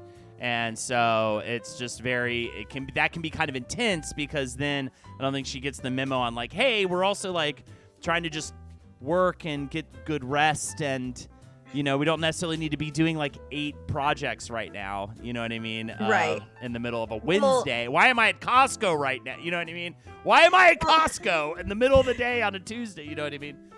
And I get that. My folks they definitely show a lot of support and participate in my life, and I'm very grateful for that. But what I have noticed is they've only been able to visit actually like a handful of times since I came here. And this last time was especially nice because I kind of realized the time before, I was like, oh my God, I was so impatient. Like, why was I impatient? Like, why can't I just be understanding and be like, yep, we're gonna get to that, or yes, that's going to happen, instead of being like, oh, come on. Like, I felt like I regressed.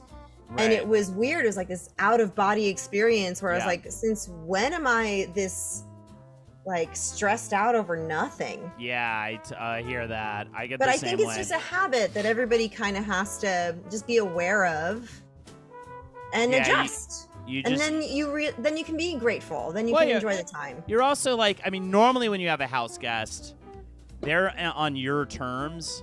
Like, a parent's the only house guest that can come into town and kind of, they're on your terms in certain ways, but you're always going to be on their terms in certain ways.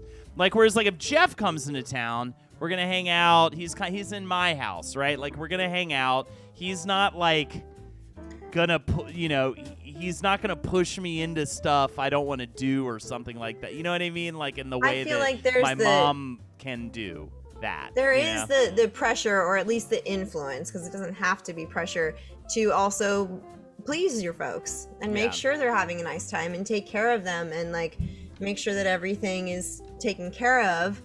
And that can just be a stressful experience. Or you can just keep going with the flow as best as possible. Yeah, you just got to kind of ride it. But what was I gonna say? Yeah, but I do think there's also something I like. I think I'm definitely drawn to entertain people and stuff like that. From what going back to Dog Wizard's comment. I definitely think I am drawn towards that because I was like the second kid. I felt a little more like on my own in a lot of ways. Like, I just wasn't really into sports and stuff and a lot of the things that they liked. That was kind of like video games and stuff. I was like the only member of the family that was super into that kind of stuff. They supported like the theatrical stuff, but only to a certain degree. They were still probably would rather go see like a UNC football game than like a play. You know what I mean? But they did support that and were into that to a certain degree. And like my parents enjoy movies and plays and stuff like that. So they were supportive, but still I felt like there's definitely probably a drive in me to like get everyone to see me based on how I grew up a little bit, feeling a little invisible. Because I also think maybe by the time they had the second kid and I got to a certain age, I think they were pretty done. You know what I mean? You're just exhausted by that point. Because like, brother was 4 years older, and then by the time I'm getting up into my especially middle school years, it's over. And this is my thing that bugs me the shit out of me about, I think, a lot of parents. I'm not necessarily accusing my parents of this, and part of it is supporting you striking out on your own and finding your individuality and being generally reprehensible because you're an upset middle school kid.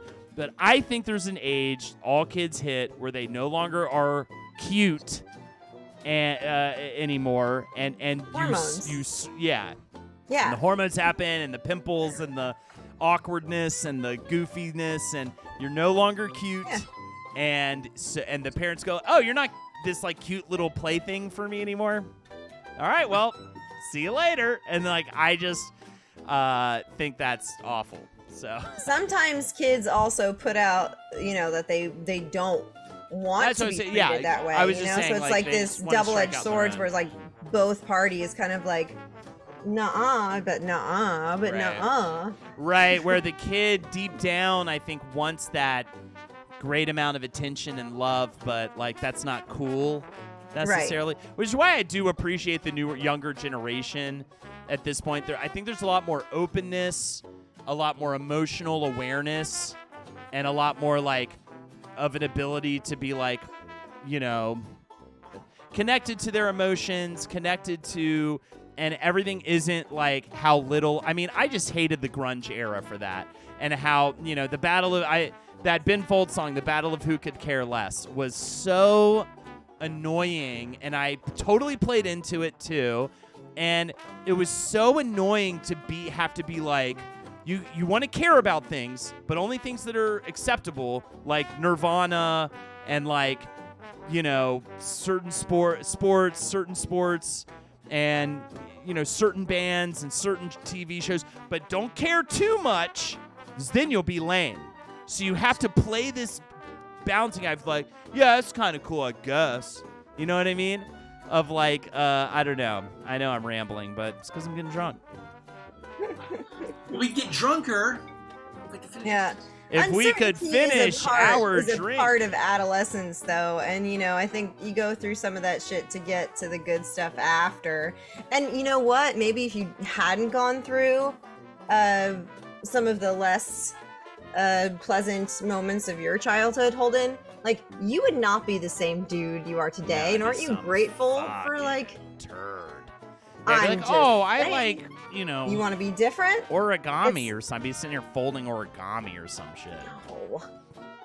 No. This is why I love It all works out. With a community of some kind. If it's not the family community, maybe it's friends, maybe it's your Twitch fam. Everybody just needs other people. Yeah, and what was nice was like Governor School was the first taste of it. I went to Governor School for Theater. It was this really cool summer program thing that sounds not cool, but it was incredibly cool. It was essentially a first taste at like college life in high school. It was like a summer thing. It was on a college campus. We were free to like roam about. There was like a curfew, and we weren't supposed to go outside of a certain boundary on campus, but other than that, we had a lot of freedom and a very college-like kind of schedule.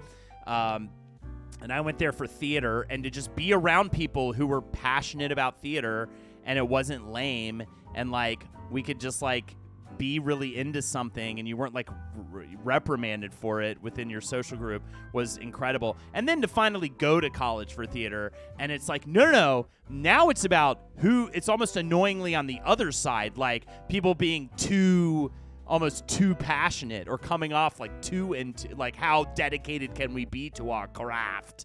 You know what I mean? Like, all right, take it easy. Let's fucking go to a party at least once in a while. You know what I mean? So, but that was so refreshing to be like, oh, I get to be really obnoxiously nerdy about like plays finally, and it's not like lame and looked down upon. It was a revelation. You went to college for theater, right, Jeff? Yeah. We all did. Where'd you go again? I went to Colorado State University. That's right. Yeah. What was the theater program like? Like, what was your time at the theater program like? It was great. Honestly, I had a great time there. I met some really good friends, and yeah, we it was very like, there were like the people who like kind of rose to the top, who were just like going to be cast and everything. And I was determined when I was a freshman there to be one of those, and I ended up kind of being one of them actually.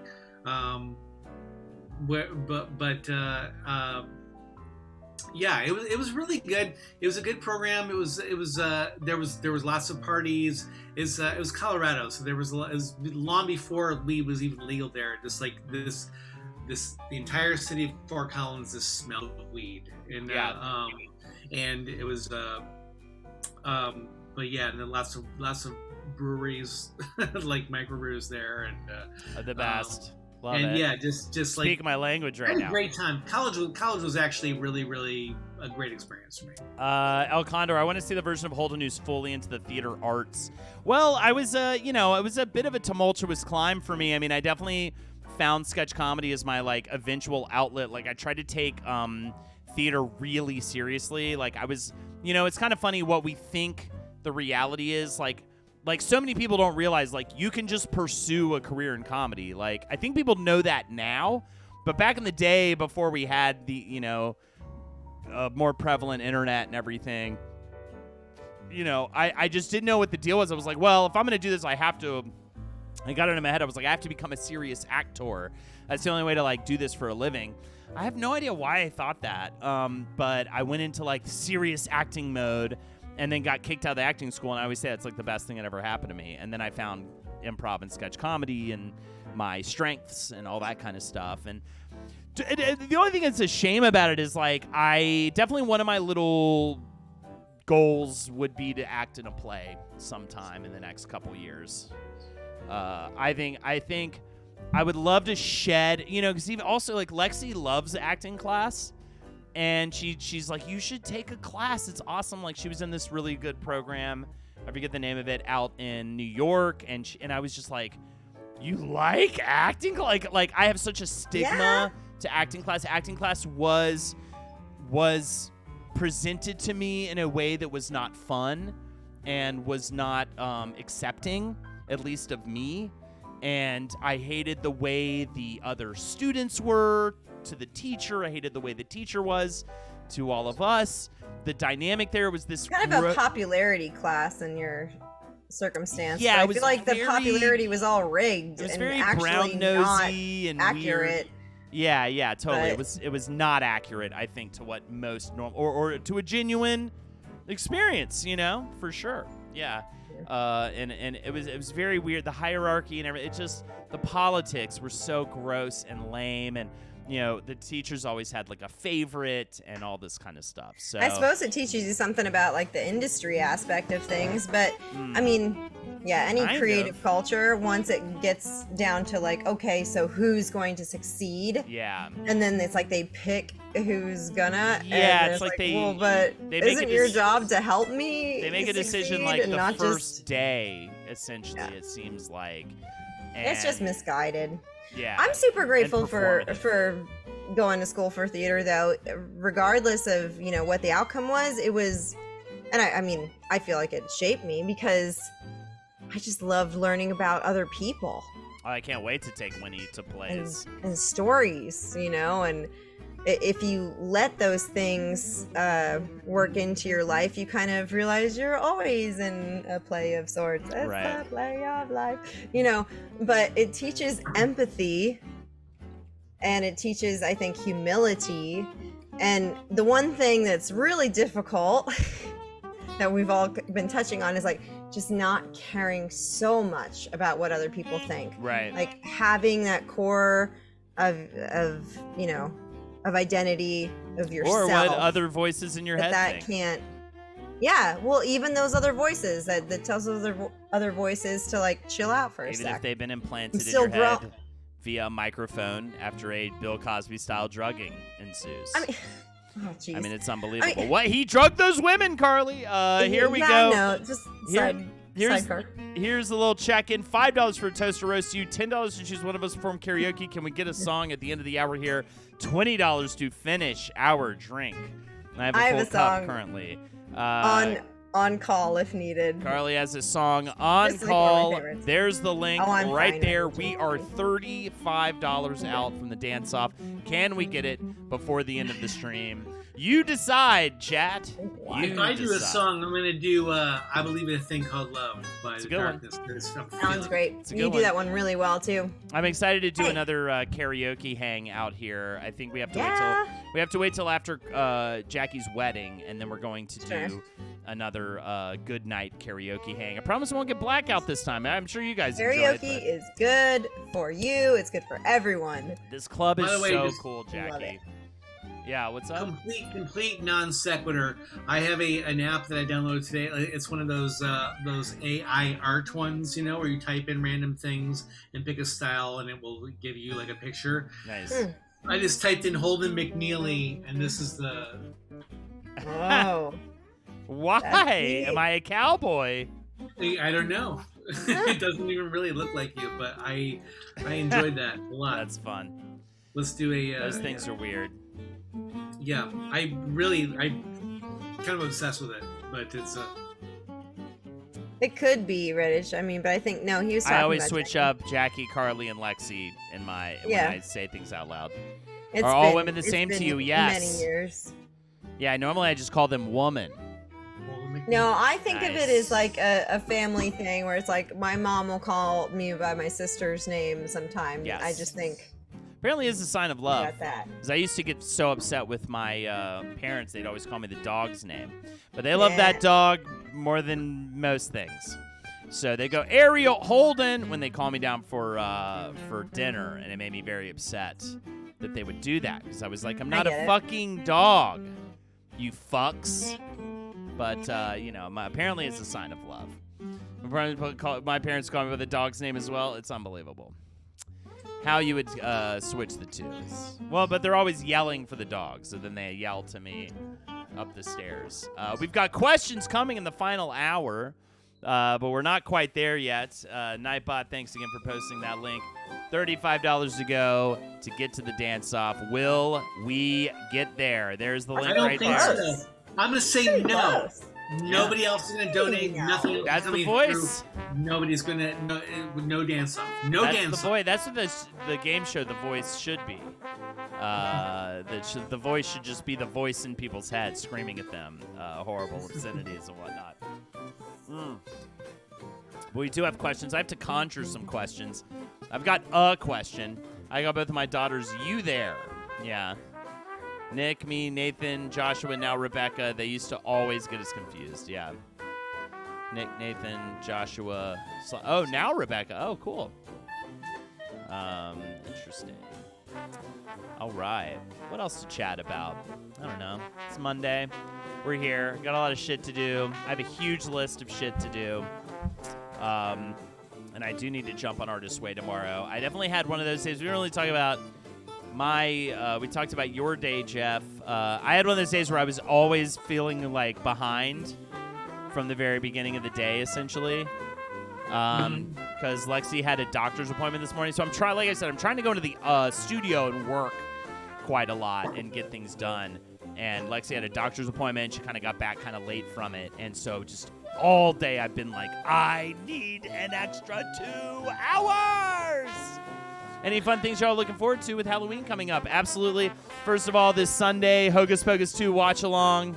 Join me for that. I haven't picked out a costume. We're looking at doing, we're thinking about doing What We Do in the Shadows and making Winnie be baby version of the Energy Vampire. If you've been watching the newest season, you'll know what I'm talking about. Carl Robinson, right, is his name. We may be doing that. We'll see. But, yeah, Baby Colin That's for funny. Winnie could be a lot of fun. We're gonna be gargoyles. Nice. From the Like Disney? from me, Demona. Hell yeah, Byron's Demona's gonna great. be whatchamacallit? The man.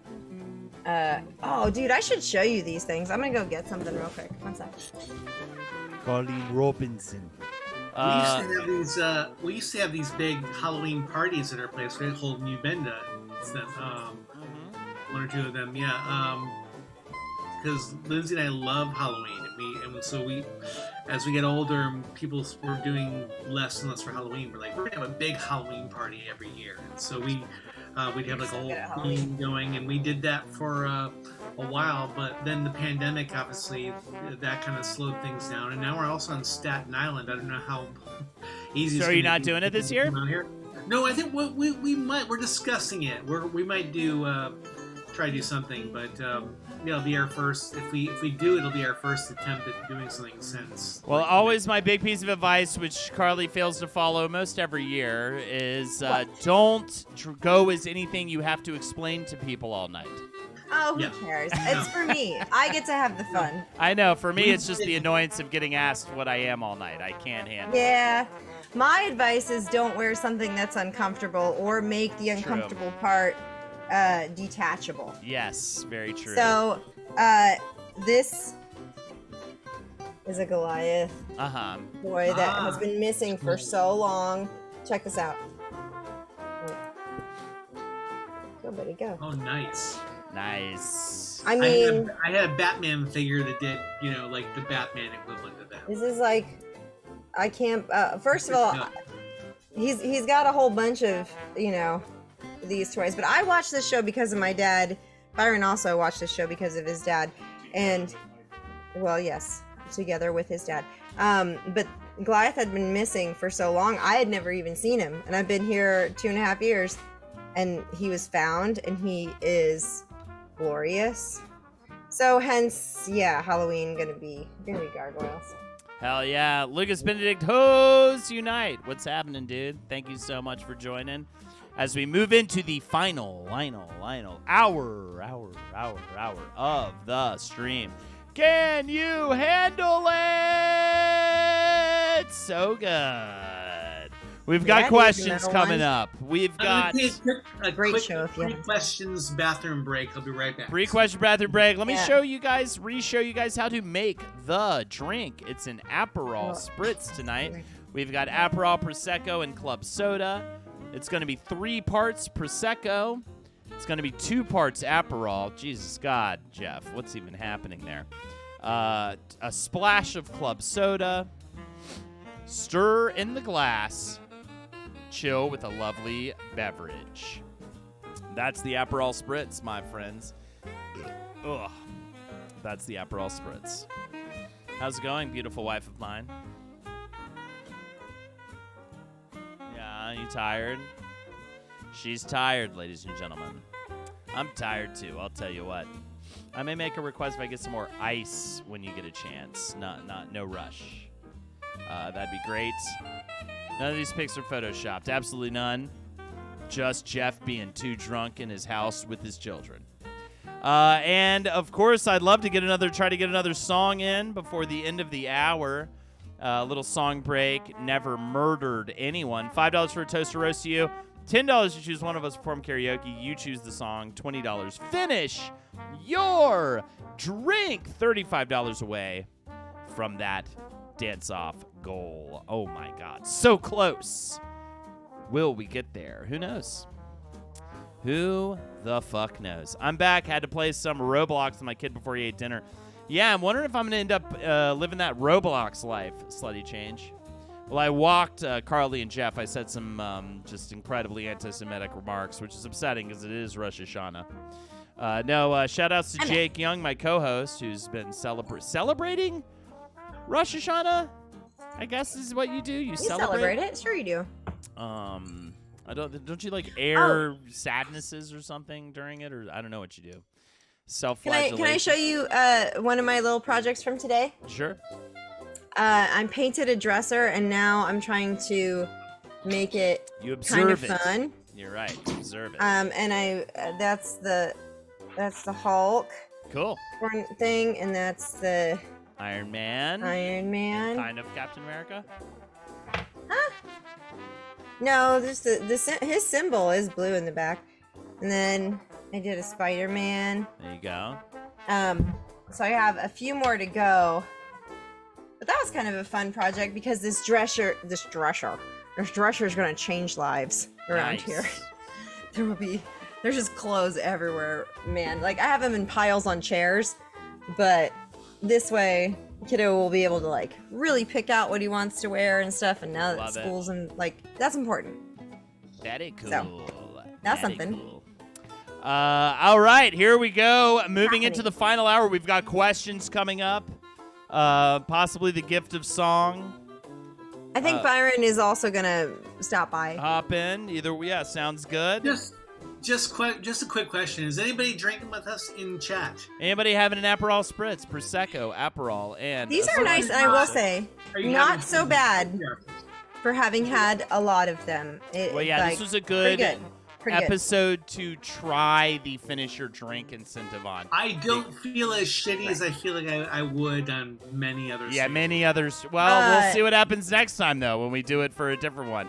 But can you get us more hammered? There's the link right there. $20. We will finish our drink. And I'll tell you what, I'll make a full one to finish it beer. because Daddy has a death wish tonight.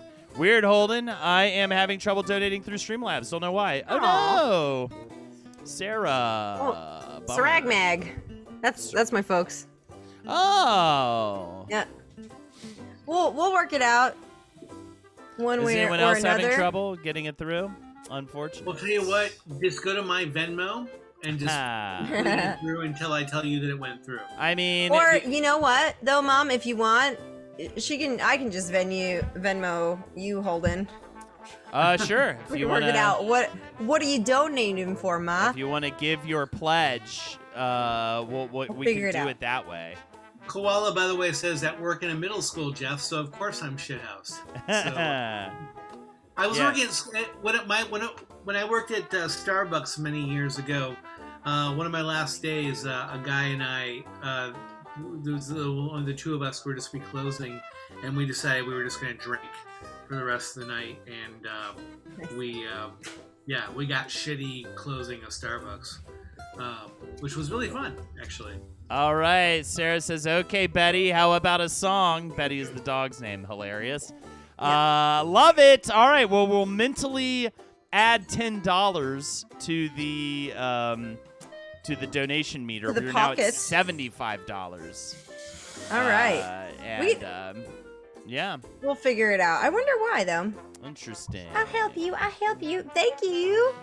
And a song. I have a song ready and lined up. I wonder if it's the one you would hope for. All right. Do you have a request, Saragmeg? Or otherwise, I was thinking of Presidents of the United States of America, Feather Plucking, because it's my favorite. It's a fun one. I want to hear Holden doing an ICP song again, too. I've always loved to do an ICP song, but Carly, take your choice. I like Presidents. Is it Ready, Set, Go Now time? Go ahead and get it set up while we chat it up. Sure, your choice. All right, thanks. Saragmag. All right, I'm ready, set, go. All right. Boom. Let's do this. I love this song. It's so fun. Wait a second. Wait. Hold on. That's the one. There we go.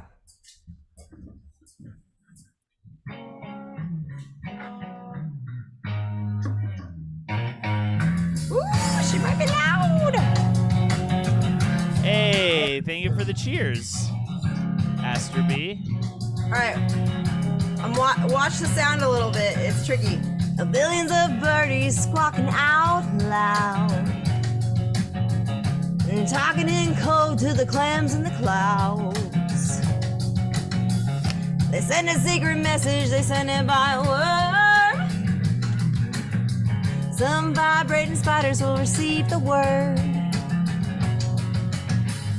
Oh, but that's totally a feather plucking insane. 10 million monkeys all flew up in guitars, and nobody taught them how. 5,000 fishies rocking really, really, really hard. Nobody taught them how. Check out Chicky driving Piggy's little blue car. Nobody taught them how. I love this song.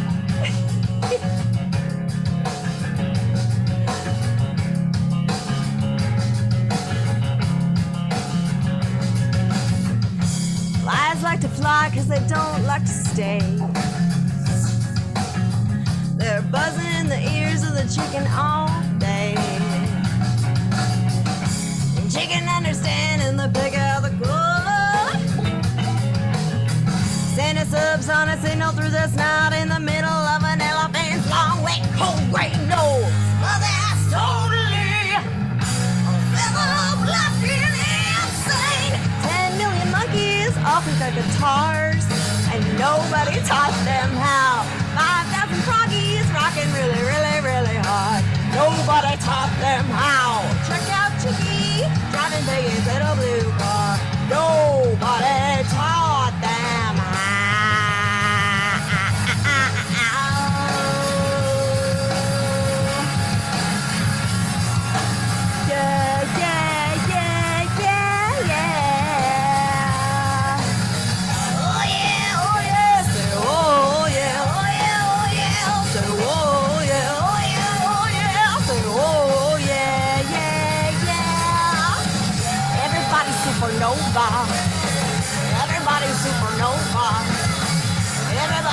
supernova. Everybody supernova. Oh yeah.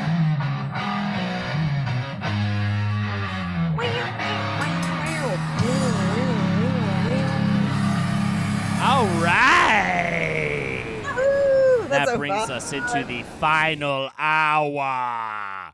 Can you dig it? Thank you so much, Carly. Also, I updated the goal because between Sarah Saragmag with the $10 donation for a song, we're good for the $20 to see you with Jeff dance. I'll square up with Carly. All right. And Asterby donated the $5. And if you're gonna say the $20 now, then I need to pour a drink to finish it. And we have technically completed the dance-off challenge. Donation incident. Finally here live. It's been forever. Hope you guys are doing great. Hi, Punchess Violet. Fantastic Thank you. stuff. All right. Let's finish our drinks. Fuck. Okay. And then we will have a dance-off. We'll do the dance-off at 6:30 our time. In 30 minutes, we'll do the dance-off as well. And Carly and Byron can pick a winner of that when we get there. Welcome, Byron, to the stream. Thanks for having me. Hell There's a yeah. friend from Pittsburgh in chat. Bullshit. Yeah, huh? For real. Okay. Yeah. There you go. And we did it. Oh, I'm still. I have Oh, to yeah, finish that's right. I this. need to play the Benny Hill music while we finish our drinks. I Sorry, forgot. I'm We got that. Jeff, yours is not almost done. We've been doing good. I'll enjoy my frosty cool milk. I don't hear today. Okay. You gotta share audio, but I don't have any. Oh, sorry. You're There not was no getting the Benny Hill. I did it. There's that song from that show that guy did. The women, where he chases the women. Very rapey, that show. Bit of an Compensation. arape. Overcompensation. Excuse me. Absolutely. Punch S, what's up? Finally here live. It's been forever. Hope you guys are doing great. Yeah, we met our goal for the Holden and Jeff dance-off challenge, ladies and gentlemen. Incredible stuff. No. Also, yes, we have a full house for the Money Pit tomorrow night. We've got Daddy Jared joining. We've got Marie back from Italy and with COVID joining. Yeah, I heard you really killed it over there. Yeah, man. We'll Ask talk about Danny that. Jared why he's not friends with me anymore. Friends with you? Ask him why he's no longer friends with me. I Ask will. him what decision he came to that decided that he was gonna ignore his friend Jeff. For the rest of his life. Unbelievable. I mean, he's right. I mean, he's unbelievable. You know, I mean, Piece it's of all- piece of shit, He's really. a whole fuck face situation, Yeah, but we'll piece give him. of shit. I'll give him hell for you, for sure, Jeff. And we Wait, made are we it. serious? Is he piece of shitting? Yeah, you know, I don't know. I don't want to cast aspersions on old Jared, but you know what I mean. He's seen better days, I'd say. Now I feel like he's.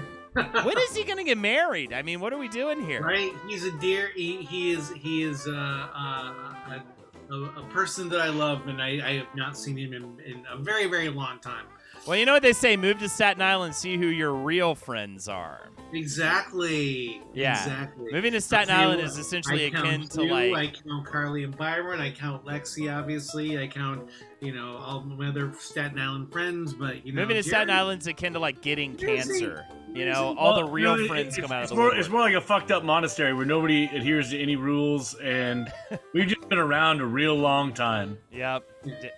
Been working on this bottle of Prosecco solo, by the way. Yeah. Dude, I got proper Prosecco. I went to this liquor store I don't normally go to, but they have an excellent selection of all things. Had a good and here, the best part was, I was at a need Prosecco and shit, something that starts with an A. Anyway, I left my phone in the car, so I went to grab it, and by the time I got back, dude was like, I'm pretty sure you meant, as soon as you said that, I was like, is it Aperol? Is that Yeah. what we're drinking? He's Totally. like, yeah, pretty sure. As soon as I went back, of course it was. Like, good liquor store clerking. Like, he knew what went with that, and then What do you think about the Aperol Spritz? I like it. It's real nice. It's just a nice drink. It's a good summer Describe day it. drink. Nice drink. It's Yeah. a nice drink. It's a day drink for sure. as well. Hey, but it works well in the early evening. I think. Yeah. It's refreshing. what, It's I not too- gonna twist you up too much unless you're drinking, unless you're finishing your drink every time someone gives you $20. But yeah, it's good for Which that. is a win-win. Always a I win-win. don't feel shitty. I should feel like fucking horrible. Right. No, you feel good. Having drinks, but the thing is, I feel all right. I actually don't feel like 100% inebriated. I mean, obviously, there's some comfortable buzz going, but there is no. Soda water does wonders for a drink. You know, it's Sort of a hydration to go with it, and it cuts everything thin and really opens it up. Really opens it up. Hell yeah, Ground Sky Water Space wins. Says bartender, one sweet drink, please. And that drink tonight is the Aperol Spritz. We were just talking about it. It is 3 parts Prosecco, 2 parts Aperol. You've got a splash of club soda. Whatever that means. Stir in the glass. Oh yeah, I totally Show fucked up. all Put the- it in the shaker. Oh, God. Yeah, I mean, just for a second, I was like, "Oh no!" I thought There's about. it. I no was like, way that's a good idea. I didn't put the soda water in there. I was like, "No, I don't want it to get too bubbly." It was like, "It's already got fucking champagne in it." Anyway, I gave a little shake, and the lid started to ease off. I was like, "That's dumb. That's a terrible idea." And you start to learn Nice the difference on that. I've been loving. Did you do the margarita, Byron? When we've made that, have you guys done that one yet with us? The real margarita. It's tequila, Cointreau, lime juice, and agave nectar. I think, yeah, Agave I think we nectar. did. Yeah, it was a while back, but yes, we did do one proper. That is. I just did another round of that. I got all the stuff for that. That is probably my favorite drink I make regularly now, outside of the show. I love. It's a real good drink. Like, there's a reason they put all those things in it. Yeah. They work real well. Oh, and you make somebody. I love making somebody that because they go holy shit. I'm like, yeah, dude. Yeah. There's such a difference between getting the store pre-made margarita mix and it's garbage, a dude. real ass margarita. I had an excellent experience with a buddy of mine, and all he knew about Bloody Marys was vodka and tomato juice. It was I don't know how he made it to 30 some years old and didn't know what a. Anyway, my buddy was tending bar at another place, and he had all the shit, all the fixins, all those little crushed black pepper, a little bit of some sort of juice, maybe it was olive juice. Wait, I don't know. pause real quick. Have we done a Bloody Mary episode? I don't think we have, Jeff. We have not. No. We got to do I'll that. tell you what, and I just want to give everybody a quick hack to this, because a Bloody Mary pre-mixed thing where you just put vodka in that I highly recommend. It's something we've all had on airplanes probably. Mr. and Mrs. T Bloody Mary mix. Is that the one? Hands down the best pre-made Bloody Mary mix. I have I've a ever different had. one that's my go-to. So fucking good. You just put some vodka in it, you're good. It You can't get be the by. spicy There's no one. way it can't require a little something extra. You get the spicy Not- one. not- You don't really need anything extra. I'm telling you, Byron. There's Yeah. got to be something you can add.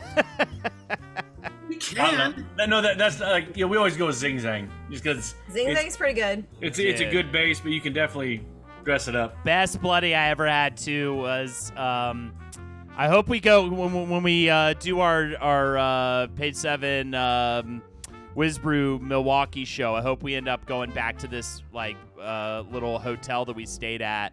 Quaint little hotel. And they had a bar restaurant at the bottom with just fucking the bangingest Bloody Marys. And they put the whole meal of shit on top of it too, but it would They're taste fond of that in the delicious. Great Lakes. Yeah, cheese and meats. Hey, were we at the same hotel with the fancy lobby with the big tall ceiling, or were you guys somewhere else? No, it was smaller. Milwaukee was small. Small? It was smaller, I think. Yeah. We stayed at some Fucking pretty killed it, though. pretty slick joint. All we did was get dressed there, but the lobby was bitching. But it had a big restaurant bar area. Down. I mean, it was fucking slick. Yes, good, nice full bloody. Actually, just gave me another thing to add for questions. Thank you, Byron. But the first question, a little check-in here. It's a little bit of housekeeping as well. Jeff, you might want to write some of this down. What's a cocktail, chat? And Carly, Byron, and Jeff, what's a cocktail we should do on the show? What's a cocktail we should do on the show? Something we haven't made before. I'll use my notes app. I hate to steal Bloody Mary, but It's fine. Yeah, put it in. let's do Bloody Mary. How funny would it be to do a Long Island iced tea night? I just recently drank too many of those. What? Too many? I haven't had one in 30 At the years. wedding, at his brother's wedding. My brother's wedding. He suddenly, I don't know why, decided he'd get a couple Long Island iced teas. The bartender said it was a good idea. As if there was any catching up necessary. No, What? I just thought I could outpace it with other things, and I couldn't. I would do it as a I joke. had a nice I think I had 4 of them. I don't hanging know. out with friends. I'm gonna try to find a decent way to make. I might try to find like some awesome way to make a Long Island iced tea. I'm sure there's a decent way. A like, fancy way, not yeah. a sin. Fancy. Yeah, sure. But we have to buy so many boozes. Oh to do no, that. we gotta. But then you get your whole bar. You get your the whole bar setup. Yeah. bar setup. I think we did do Sazeracs before, didn't we, Jeff? We did. We yeah. did a Sazerac. We did, yeah. Well, we can bring it back though, SDL. But we did a Sazerac. what I Jake missed? Sig and Chad, by the way, went to the same. I high just saw schools. that. Yeah. Yeah. Isn't that crazy? I think is what he said. Because he knew you. He recognized you from Roundtable of Gentlemen too when you were on that podcast Ages ago. many moons ago. So many ages ago. Yeah. Well, as far as boozies, I mean, we've done a lot of my favorites. I like old fashioned, so anything that's kind of like an old fashioned base or anything Maybe similar to I'll that. tell you I'm what, happy. Jeff. Maybe we could. Lots of variations of old fashioned. Why don't we do a true? We've done Jeff's old fashioned. We could do like a more true old fashioned. In Wisconsin, they have a sweet old fashioned and a savory old fashioned. Yeah, or some old fashioned alts. I mean, we've done the one I love. It's my favorite drink you make. I mean, the Jeff's new fashion. I've done spicy old fashions. I've done some of the other drinks. I've just named something random. They were variations on an old fashioned. There was the old fashioned, I guess. There was that was the something, I guess, back when he loved us and he used to actually tune into the stream, and he doesn't do it anymore. And I'm not fucking resentful at all. But you know what? Fuck him. But it's his own thing. He gets to however he wants to live his life is fine. But we did something called the old fashioned, I guess.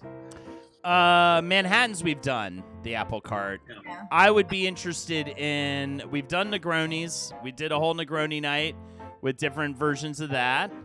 Oh yeah, Negroni. Yeah, the Negroni. There's the because the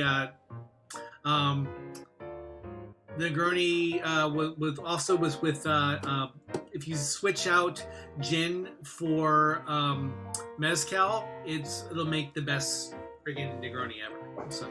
I What? thought of something when Yeah. I would come over to your house in Queens, Holden. You and Lex had, was it like an elderflower gin or something? It was Yeah, Lexi loves elderflowers, so that definitely rings a bell. like, that was really good. And actually, when we were talking about new interpretations of this Aperol Spritzer, I was kind of thinking about that too. Like I bet you an elderflower booze would taste real good with some Prosecco and, just a light Right. and friendly drink. I don't know if you put like lemon or lime in there, but I don't know. Also, I mean, I have just an ingredient request. We recently did it though. I think anything with pineapple. I am a huge love fan of pineapple. anything. Yeah, with we pineapple. did something. Hey, Oh, baby there she is. girl! It's a baby girl. Yeah, I love the shoes. Hi. Loving the shoes. Oh, I can't show them. My arms in the way. Loving the shoes. Oh Shoes. my goodness, she's so stylish. I know, right? And so big. You're like not even going anywhere. You're just at home. I know. So big yet so small. So big. Yeah. Yeah. I'm finally reaching maximum weight limit with some of the kids here. Like Archer's now 50 pounds, and I'm having a hard time. Like one of the things you do is you hold hands and you like swing and stuff. And I'm like, Yeah. because he always have as much as you he does. And Dude, then my if I arms pick are him up, fucking killing me just from his- this baby right his here. legs like kick me in the bottom of his shoes kick me in the shin. He's gonna be as tall as me before he's 10. Right. around thereabouts. Yeah, he's gonna. Have we done I was gonna say like an Irish coffee. Maybe I do decaf. We No. have never. Yeah. We did the best thing ever though, which was the damn good coffee. That was our Twin Peaks themed. drink, I'd which bring I want that to do back. again because that's Yeah, one of coffee the best- liqueur, like not an actual I coffee. like Yeah, that'd be. I like chocolate and mint. Like Also, we got to mint- bring back the egg white drinks. I don't like egg white. It's good. No, but it's. Have you ever tried it before? You don't Yes, taste I the have. egg white. I did. I know. You don't Oh, taste. there was Splatter Beach. That was the one with mezcal Yes. and mezcal Splatter Beach? and lemon juice. Dude, yeah. anything with They were- mezcal, Those by work the together? way. Any, And you spray some. Oh, those are some of my favorite cars I ever did too. anything with mezcal, I'm a huge fan of. Also, what about? I'm thinking of more like summer resort drinks, like not like. Well, we've done like volcanoes. We've done like some of the more tropical sort of things. We did. Did we do hurricanes? We did do hurricane. Yeah. We did do hurricane. Oh wait, no, we didn't do hurricane. We did scorpion. We did Scorpion balls. I know we've and done we that. did Oh. hurricane. Yeah. What we about- did- what about, like- Fire. Mai What about Tai. like pina coladas? It'd be And like a pina colada. That was what I was trying to think of when I said like summer resort drink. A pina colada would be fun as You're welcome. well. Mai Tai says slutty change. Yeah. I like a Mai Tai. And what's the one with like mint leaves or whatever? And what am I thinking of? Juleps. Not a or mint julep, He's talking about well, You know, the ginger. Starts with an M, doesn't it? What am I talking about? Is it mint leaves or? We all know. We're all thinking the same thing. It has We the can't- Well, leaves Moscow in it, Mule. and No. it's yummy. Moscow. No. Mojitos. Mojito, Mojitos, yeah. there I would you go. love to Yes. do mojitos. I Hey, don't- Lexi. I'm not a big fan of minty drinks, but I'll make a mojito. Yeah. Mojitos so good though. Well, we got. I've come to not like the mint in the drink. It just turns into a pulp and a mess, and I. Yeah, it's a texture challenge. It depends. I'm I would be interested for a Kentucky Derby mint julep Yeah. episode. I could see that. Yeah. We could watch We a could bunch of all old horse stupid races. cats. And it'd be yeah. I like cats. I'm Oh, ready- they I'm said ready to go racist. now, I was bro. like, yeah, Kentucky Derby. Racist as fuck. A rusty nail. What's in a rusty nail? Another fun one. I don't know how we'd pull it off, but like this would be a silly night. Like special, like different like shots, different like party shots. Oh Would yeah. be fun. You know what I mean? Where I it's have a I have shot a night. cocktail book. I have a cocktail book shots? that's all candy based. It's all Oh, like God. it's A a snickerdoodle. cocktail book that's all the things. It's mostly shots, but they're all candy based. And I could do we could do a candy night for like a I don't know Halloween or Christmas. Halloween. Second person to write rusty nail. What the hell? Is it rusty I don't nail? know. I don't want the answer. I don't want the answer to this heard of a I question. know a Rusty lemon nail, but I drop. don't remember it. Well, anyways, there's some drink ideas. I feel like I'm Yeah, not I've got thinking a of good several. list here, and this will be good for me to turn to if like has often been the case lately where I'm like I can't fucking think of anything. I don't have time to invent a new drink. So Yeah, let me right. go back to, there's some old classics that we did actually that I did invent for this show. There was a wizard and a bruiser cocktail. Yes, We which could I bring- loved we could that. Bring Jake on for that if we do that again. Well, And, we should have a blue drink somewhere. Something blue. I've got several blue Blue drinks. drinks, I've yeah, got- blue I've got agave. Ow. The dude, Or the dude blue- drink. Yeah, The yeah. dude drink is called Liquescent Melange, and it's Oh fuck yeah! Nobody ever realizes spice is fucking blue. Yeah. Because they always say cinnamon smell, and you visually immediately associate it with a cinnamon Look at color. the eyes. It's good. That was a good one. It's a good drink, and it was a blue drink, and it had like some like a kind of a sandiness to it. It's like some you put some like allspice and stuff in it, and Wish we could put some Henry on. was on that episode actually. He came Yeah, on. because I think we were promoting our You're talking about your Dune Polar podcast. bear shots. That- I don't yeah, know what a the polar Dune bear thing. shot is, JD. All right. Well, there you go. There's the first question. Remember, I've mentioned this before. I like guava. Guava Yes, juice. guava's I think good. guava would be cool in reasonable amounts, like not too much because it is pretty fucking sweet. It's like pineapple juice. But Yeah. a guava Going juice is Guava! delicious. I'm gonna write guava down. I'll come up with something with guava. on the list. And we did That'll be Carly's birthday drink or something. and definitely as the holidays come up, I think thinking about like a Christmassy drink. One of the first 3 cocktails we ever did. I did a sort of a hot toddy. Was made with Cinnamon. well, I think there was cinnamon in it, but it was done with a what's the fuck? I'm not gonna think of it. Never mind. Go on. Move Eggnog. on. We Lemon. still do. How about hand Oh, hot grenades? toddy. A Hot New toddy's Orleans hand fun. grenade. The hot is what- toddy, but it was Hot done. toddy, with, yeah. What's the apple? Love a hot toddy. derived- Cider? It wasn't cider. It was a. Naps. Yeah, it's Shit, not I'm not, schnapps. my Naps. brain is fried right now. I can't think of it. So I got me too, my it's friend. an Apple drink that you can't think of? liquor. It's not like a liqueur. It's like an actual derived from apples kind of. Oh, interesting. Calvados. Calvados. Calvados. Yeah. What the hell did you just say? Cavados? Calvados. It's cranberries. Calvados is delicious. You guys, if you get a chance to try, check out some Calvados. Well, I like it 'cause alright. I've never heard that word in my life. Next Yeah. question. What about a delicious cider-based drink for the fall time? Yes, cider-based would be I great. love cider. Cranberry, yeah. Next It's cranberry. question, because of course we're moving into. I am so looking forward to October this year, more than most years. Last year October was a blur for me with a newborn, so I'm just excited to actually enjoy Halloween month this year. And I think we may have asked this question in Cocktails Past, but I'm bringing it up again because it's always a fun one. Chat, feel free to answer as well. The question is, what was your favorite ever Halloween costume? Your favorite ever Halloween costume you wore, or just a favorite one? I'll definitely throw out mine. It was Alex from Clockwork Orange. I did it in college, and the reason why I loved it so much is I really took the time to study the costume. I went out to various different spots and collected each individual piece, had the details of the eyeball cufflinks and stuff. I was like, what is this? White? It's a white jumper and suspended. It's a white Jero cod piece. There's eyeball cufflinks. I had the makeup and everything done with the. It was I had the single. Because I think there's the single eyelash or whatever. Yeah. Yeah, Fuck I did the whole. Where the hell did you get that at? I forget. I remember there was a trip to Michael's for sure. There was Fuck a yeah, trip. Michael's. Yeah, there was a trip to the costume. We made the eyeball cufflinks with a styrofoam balls that we painted. I just took the time to do it right.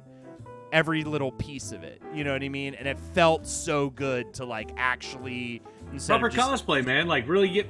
That's yeah, a it was thing. real cosplay. It was a full-on Yeah. cosplay, and that was a really fun Halloween. That was at FSU in college. It was probably my favorite. Who wants to go next? Me? Oh no, Jeff, go. I had I actually have a lot of answers to this because especially when Lindsay and I started doing Halloween stuff together, we had the Shining themed one where she was Yes. where Well, I the was girls were the Awesome. the twins were the creepy girls were girls. the dead yeah. twins and It's fucking awesome. Those are they're a nice accessory for a costume. Yeah. Yeah, man, you can do a lot. The day they Designed were for that. born, from their birth, we were we are doing a Shining themed Halloween at some point. Yeah. And then I'm not kidding. And I believe you, Jeff. absolutely. I'm not fucking joking. No. We've done lots of themed things that were great, but I'm gonna take it back to my very first one that I'm proud of, which was when the year Ghostbusters came out. I think 1983, maybe. And I was in grade school, and I was obsessed with Ghostbusters, and I made the symbol out of sheets, cardboard, and lots of tape and staples and all kinds of stuff. And I made a whole I had the whole big circular thing with the line through it. And I had these big gloves that I made out of sheets, out of pillowcases and stuff the fingers out, so they were really big. And I had the whole face made. And I got into the local paper for this. Nice. For this, I did not win the school Halloween costume contest. You were fucking pissed. because yeah. I was Somebody me, better than you. and they yeah. all knew that, and they were like, "Fuck him! No, let's vote for the kid who's dressed like a punk rocker." And is that the day the Yeah. voice in your head was initiated? Was probably the first time. You'll never fucking win the Halloween Hey, costume. There's they're no wrong. way I was You know gonna they're do wrong. this. It was done by applause of the other kids in the school. There's no fucking way I was going to win this Halloween contest. I'll tell you what, I was in the paper. Unbelievable. Fuck you, kid dressed like a punk rocker. Documented. We've got a couple in chat. Sully from Monsters Inc. When I was a kid, it was a very hot costume, but I looked cute as all hell. I don't remember most of them, but I was Mothman in 2020, and I loved it. Hell yeah, Wayward Weasel. Jay Meredith, Christmas Mule, regular Moscow Mule with splash of cranberry, very nice. That's a thing. Demon Whiskey Nick, Two-Face with a full face of makeup because my mom is a legit Hollywood makeup artist. Y'all, I did the wardrobe, and she did an amazing half face of prosthetics. It was so fun. That's awesome. Hunter Thompson and I had the character down. Same with Jack Sparrow. That's awesome. I really like being a zombified ball player, too. I had a foam baseball bat my dad cut in half, wired onto my chest so it looked like it had impaled me, and it was fucking awesome. I was also a pirate the year I had to have surgery on my foot just so that I could trick or treat in crutches. Hell yeah.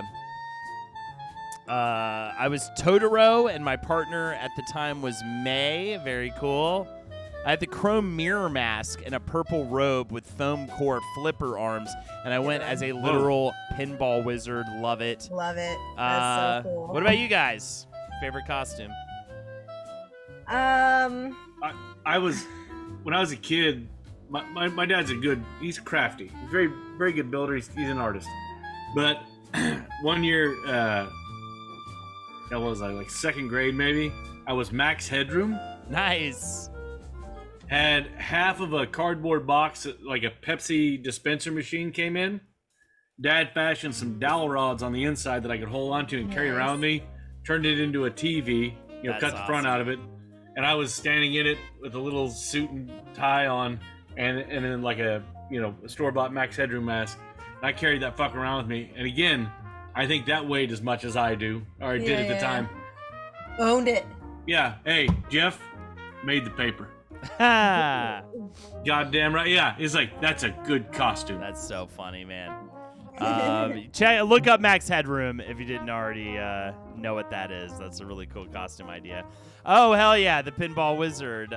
Thank you for posting that Apple card. Very That's cool. sick. I think I've seen that before. I love that thing. I have actually also seen that before. That thing's awesome. See, I get excited every single year about like what's coming up next costume-wise. So I'm pretty excited to make this gargoyle costume, but one I remembered, and Holden, you would know this one, is we had a cowman show for a Halloween, and I was Trash Island. So I put on a blue dress and blue hair, and like I was the ocean, and then I made this gigantic like bustle / train out of bubble wrap and trash and like recycled stuff. And luckily I had the forward thinking, like, I gotta be able to take this thing off, because the moment I went to this party, I mean, it was getting caught on everyone, and I was like, this is actually very appropriate for this costume. I like, just like the trash, I'm getting caught on every single person that is passing me. But it's a metaphor. I really liked that costume. It was nice. It was Apple fun. card. That's fun. I remember that year. I remember Trash Lady. Trash Island. Trash Lady. As You were a in garbage trash lady. the island of You're trash just garbage walking You're around. just a garbagey that woman. exists in the ocean that's the size of Texas. That's what I was for Halloween. But I also had a really fun time being a space cadet. That's a really nice one. If you want to just like an easy, fun costume, a space cadet can be interpreted in many different ways. Slight Change says, I just want to say, Jesus, Carly, it's a Halloween outfit, not an art installation. Now you know what it's like. That's It's you. Halloween with Carly. I get one chance to make something like truly involved. But that's the fight. That's why I always say Carly does the thing I advise most people against, but she embraces it. Choose a costume you don't have to explain to people all night. I don't give a Because shit. It's unfortunately, not about They need to pay attention. It's about me making the costume. Unfortunately, you end up going to all these parties on Halloween, right? And so what's involved in parties? A lot of small talk. So if there's any confusion over what you're make it big problem. talk. Make it big talk. That's what yeah, make it big on. talk. I like Make that. it big talk. Make it big talk. It's more about me feeling good, like, yeah, I got this idea and I did You made it. great. She's made me a couple really badass costumes. as well. His Thor costume was pretty fucking cool. Yeah, last Mostly year. because Got you a couple. Yeah. I did. Cyborg last year was fucking cool too. I did a little megaphone, like a little firefighter megaphone, like kid's toy. She built the fucking megaphone into Thor's hammer, so I could made it scream into in- one end and it would be amplified. That was my That's favorite. so thing. cool. Yeah, and I we still like- have the hammer. It's fucking I great. like tech. You Yeah. know, I like. You're I big like- Incorporating tech. That's Like why we interact. nicknamed you Silicon Valley back in the day. Ladies and That gentlemen, was my nickname in high school. the time has come. You've been screaming for it. I've been getting phone calls nonstop by members of chat. It is time for the Holden and Jeff Dance-Off Challenge. First of all, I'm going to let you guys, Carly, you want to choose the song for us to dance Oh to. my, okay. Any song you want. Wow. And Carly will be Okay, the let me judge. think. Carly and chat, you will be the judge as well, chat. The Dance-Off All right, Challenge. Let me think. It's happening right here, right now. I've gotten letters in the mail since we started streaming, screaming and demanding that it happen. We met our donation goal. Apparently, assuming that Carly's parents will Venmo $30 in. All right, so the first thing that popped in my mind though is a way too long song. Okay. Yeah, please don't do that.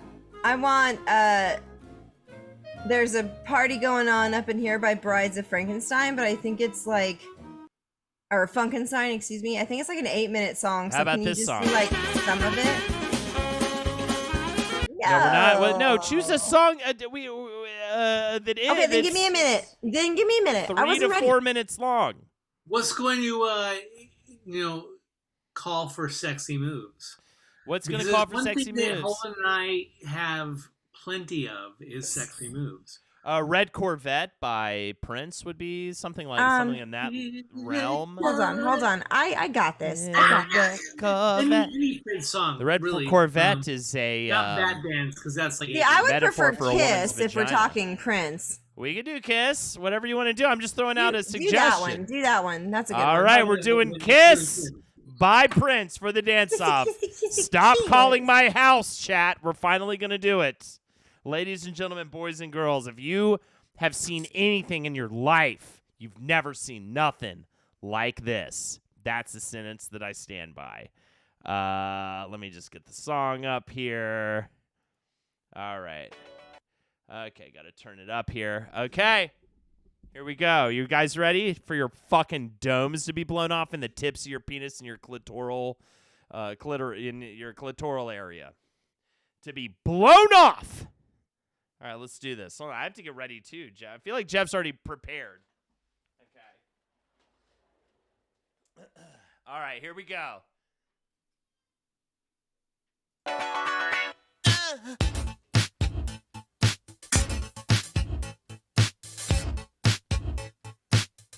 Don't have to be beautiful to turn me on.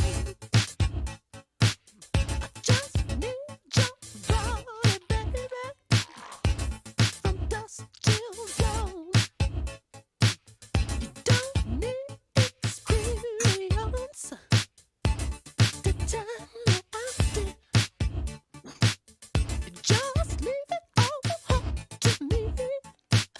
I'm gonna show you what it's all about. You don't have to be rich to be my girl. You don't have to be cool to rule my world. Ain't no particular sign I'm more compatible with. I just want your extra time and your kiss.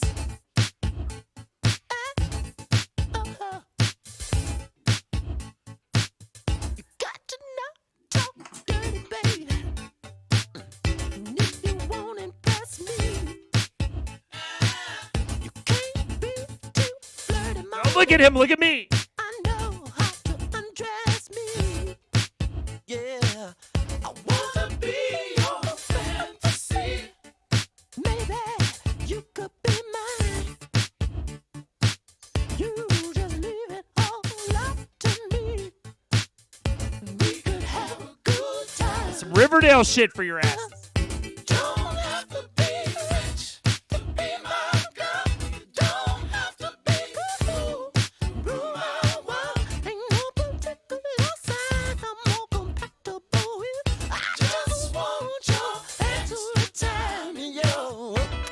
Riverdance. Did I say Riverdale?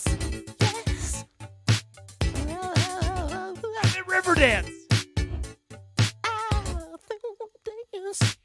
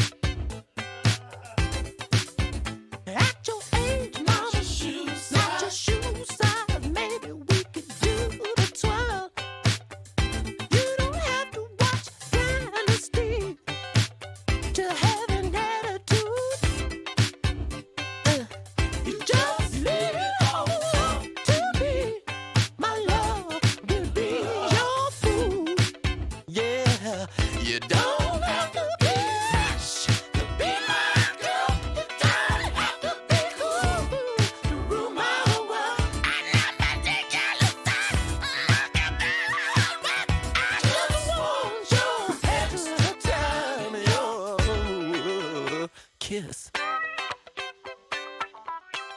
Good God. The effort and the energy put into that, man, quite a dance off. Holden, Jeff won it though when he ended Whatever. his shirt already unbuttoned. We had scenery changes. I saw what you. I do with my feet and then I the saw stuff you- on the I saw you floor. go to the floor. That was very good. That was very creative. Jeff, hands down. That was but fucking Jeff, insane. Holden, you did great, and I felt you finally started Sorry. to feel it about Yeah. 2/3 of the way through. but Right. he It took you owned too long to it. get there. Unbelievable. Who disagrees with this? Clear. God, what's a word I could use? It's very clear outcome. All right, Hey, look I at like it now. your boots, Jeff, and I- them red. Yeah, you won. Look I think at we need you. a little more of that voice in Know his head your that tells him he's ensemble. dog Your shit. plain black shirt really threw me off, man. You tied it all together. Look at that sass. Oh, Yeah. unbelievable. You look real sexy, Jeff. Well, No thank you doubt. again, by the way, for helping us That's hit that fine. goal. Here are the incentives. We want to close this out with a karaoke song. We've got a little more time. I'm going to go pee. Thank you, Lindsay. Go do Jeff's it. wife. Before I go, though, I wanted to throw out another question. Should I do another Halloween one? What's the scary movie that comes to mind when I say a scary movie that like kept you up at night? Most recently, it was Hereditary, and, Hey! and growing up, it was Seven. All right, I'll be right back. You answer, chat, and Byron, Carly, and Jeff. I'll be right back. Hereditary is one of the scariest movies I've ever seen.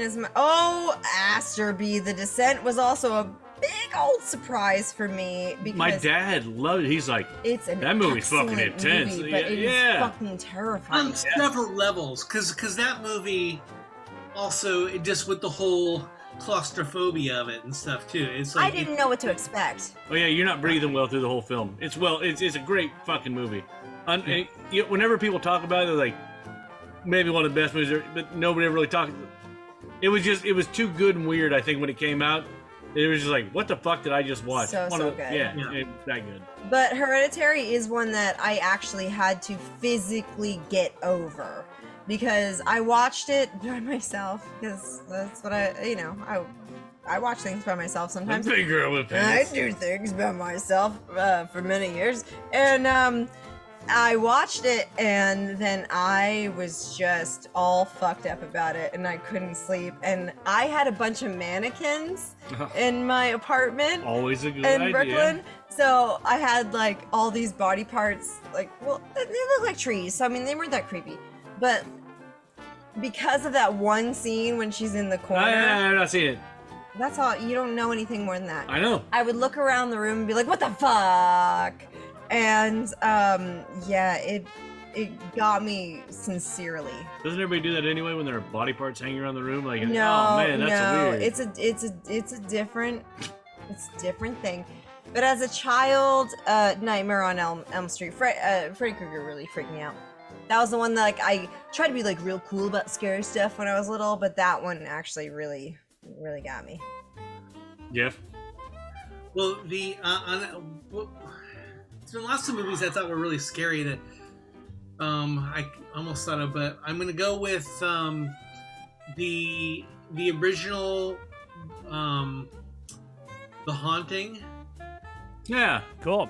that was fun. Yeah, there's a scene in there where she's going up this spiral staircase that seems to kind of lead to nothing, and at one point, and you kind of think that the scariest part's over, and this face kind of comes down. This is an old like black and white movie, and I could not stop seeing that face for like weeks. It was so fucking scary. Astroby says The Yeah. Descent, which I love. That's a great Yeah, one. I think we just got done over. singing his praises. Yeah, that was that- fucking slick. if you have claustrophobia It's issues, a great too. movie to watch. What a Yeah. sneaky, scary Oh, movie. so good. It's always good when the setting itself is a monster, and then you like add a Right. monster to that Yeah, setting. it's a character. What do they, however they fucking phrase it, like Right. it's a player in the film. Right. I have a fun one that I thought it was Jeff was telling me about how scared he was that one time, Big Baby. When I was a kid, Edward Scissorhands fucked me up. Yeah, heard that that. one had and man, I rewatched it recently, and it's a fucking It's unnerving, man. weird ass movie, man. Yeah, It's Jay the Meredith agrees. it's the Uncanny Valley thing. Yeah. yeah. There's just 'Cause something off about it. Yeah, There's he is. I mean, and it's not even the scissor hands. no. It's his face. It is just. And it's the odd way enough. everyone else is in the movie. Everyone Yeah, and they- else is uncanny about. Like they're like kind of human, but they're not. There's just something off. I love this from Wayward Weasel. I saw Jumanji at 7 years old in the hospital after almost dying of appendicitis. I was jacked up on pain meds. Something about that movie fucked me up for a long ass time. My parents even made me go to therapy as a kid because of it. Yeah, the one I almost went to therapy for, I briefly mentioned, was Seven. I watched that movie, but I realized the movie was a spark for me realizing I also just had depression because I wasn't like going out enough and like doing Talking to physical, like- peoples. I just was like sitting at home and watching TV and movies all day, like every day for the course of this one summer. And like watching that movie made me not be able to sleep at night. But then after a while I was like, oh, I'm also just need to like exercise and like hang out with people and like you know what I mean? Humans. I didn't get the Yeah. memo on that. Like, there's, too much of a good thing or whatever, I guess. But JD has a good one here. I watched Mars Attacks when I was 6 and had nightmares because of the aliens. I mean, Love those aliens Mars were Attacks. fucking creepy. Oh, it was No matter very how violent. hilarious that Oh, yeah. movie was, It was violent. They were terrifying. And what was Carly's? Well, I mean, honestly, Hereditary is the one that got me the worst. I couldn't sleep for like a few lasting nights. effects. Yeah. But when I couldn't was a sleep. child, Freddy Krueger freaked me out because of the whole like getting in your dreams thing. Uh-huh. In other words, I was scared of the news. That one's more terrifying in concept. I was less- scared of the news. Hey, ever since I was a kid, and then Event Horizon when that came out, that was. I that saw in the was- theater opening weekend. Yeah, so did I. I went with my brother, and my brother's 2 years younger than me, so I mean, I was like 16 maybe, and he was 14 or 12. So anyway, it was me, my buddy, and my brother, and he wanted to sit next to us. Like, nah, man, it was maybe one of the worst decisions I ever made as a brother. I wouldn't let him sit with us like through this scary. He got up and left, early on, and we finished, watching it in the movies. And Oh my god. hey, massive regrets, but because that movie is fucking unnerving. It's well done. Yeah. I It's think great. the ring was a good one too, because I like the fact that it's a lot of it's just like a mystery and like a whole family drama, and but then it's got like the perfect balance of like jump scares and like slow creeping terror too. I think the ring is really well done. I was too young for Event Horizon, but HBO was playing this promo for it all the time in between shows. Just that freaked me out. The scene for the Ghostbusters with the monster grabs Sigourney Weaver fucked me up too. Did not trust my bed for a very long time. Right? Well, no, it was she gets grabbed in the chair. She's in her easy chair. She's in her chair and she gets dragged into the fridge. Have you seen Ghostbusters Afterlife? I Heard haven't. good things. Good things. I actually I really need to see it. did like it, but because the girls have watched Ghostbusters 1 and 2 and they loved them. I think Afterlife's too scary for that. It's interesting. definitely pretty scary. Good. Yeah. I'm glad for the Ghostbusters. Yeah, they still got it. Well, I'm just saying, like, it's nice they stepped it up as far as actually being scary. Because the first ones were weird and kind of fucked up, but also still fun because you got some real funny people and everything. Well, I talked about this on our Ghostbusters episodes for Wizard and the Bruiser, but I think the reason why that all-female reboot didn't land as well was less to do with it being all-female and more to do with the fact that Dan Aykroyd and he was an actual real nerd about ghosts and was really into it as a phenomenon, and so all of that was put into this awesome comedy action film, and I don't think it really there wasn't really a Dan Aykroyd on that other project. There wasn't that true love of the actual paranormal shit, You know that show that he hosted? I used to watch that shit. It was right around the time of Outer Limits.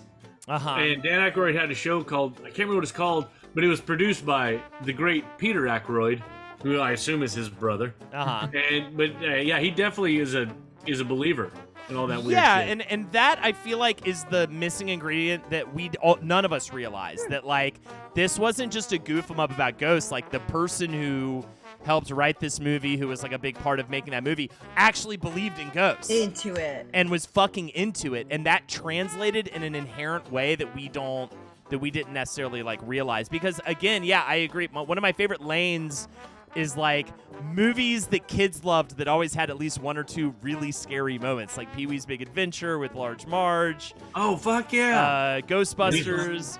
I miss that old school, You can scare kids a little. Kids kids. I grew up liking being scared for the most part, and then being more honest as an adult now, I can say that actually scared me. It wasn't just fun.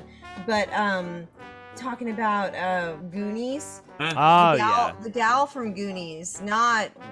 Well, Goonies is another one that has some creepy ass moments in it. If you go back. Bad ones. The scary mom. Yeah. Nobody knows her name. Yeah, the gangster mom. Yeah, she's amazing. She scared me. The Fratellis. The mother Fratellis. of the Fratellis. Yeah. Mother Fratelli. Man, I mean again, we wanted to feel a little bit of danger, we wanted to feel that as kids. Richard Donner bringing it home. Absolutely. I think Tim Burton really.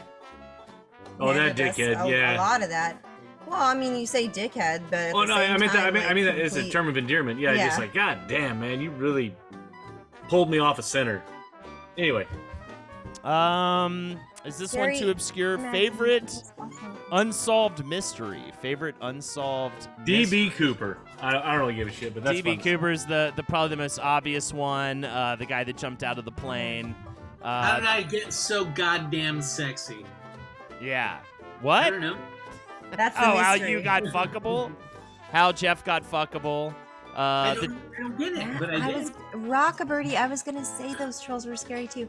The trolls and Ernest Scared Stupid. So there's an artist that I really like called Connie Converse, and she has one album out there you can find. It's just an in-house recording of her playing guitar and singing, and they're kind of like these. They're almost like a sea shanty tune, but she's an amazing guitarist and lyricist, and I like her voice quite a bit. Anyway, looked her up one day to be like, what is Connie Converse doing these days? She disappeared. Oh, wow. So, there's, I don't know what she was into. But was her... it the 60s? Yeah, but I think guessing based off of her, the content of her songs, she hung out with people who were gamblers and maybe ne'er-do-wells, thieves, Ramblers. I mean, she wasn't I don't know, it seemed like she was at a house gathering and somebody had recording equipment, and that's her album. Right. In between. But all of her songs are generally sort of about I'm not quite doing things the way that people do. And then looked her up, and she went missing. Yeah, she just disappeared. No, like whether or not she died or She was recording in like murdered, I have no the Man, idea. baby. 60s. Thank you, Yeah. that dude Dewey. That's fascinating. Yeah. And real quick, there's the link. If you want to send us off with a song, $10, choose one of us from karaoke. $20, we will finish our drink. Send us away with a hammered by making us do that.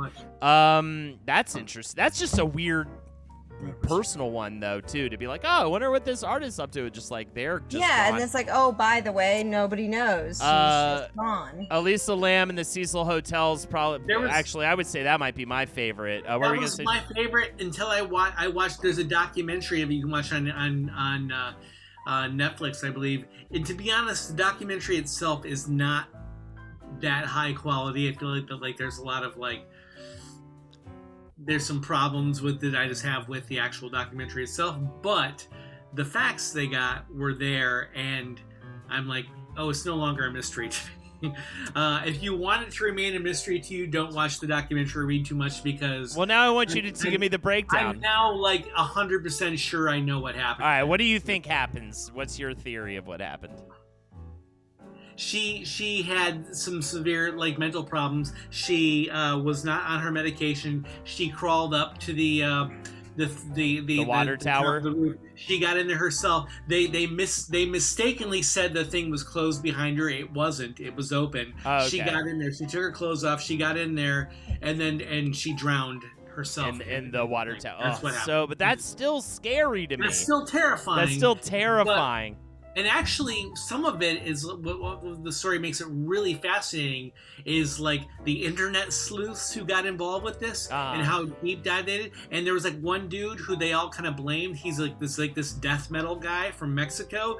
They all blamed him, despite the fact that he was nowhere near that. And they fucking ruined this guy's life. Yeah, that's classic internet bullshit. Like when the Reddit went after who they decided was the person who caused the Boston Marathon bombing and ruined this kid's life, and then ended up being someone totally different. I think what's terrifying about the Elisa Lam Cecil Hotel is that just that video of her in the elevator is so scary, because even knowing she's just dealing with mental health stuff, to be that freaked out even by your own mental health, to think there's someone after you or something, which is what that video conveys. Yeah, it's very disturbing. And then also just walking through what that must have been like, going from, up to the roof and then getting into this, and she probably wanted to get out once she was in, and then you can't think too much through it because it's too fucking freaky. Yeah, but anybody who hasn't seen that, look up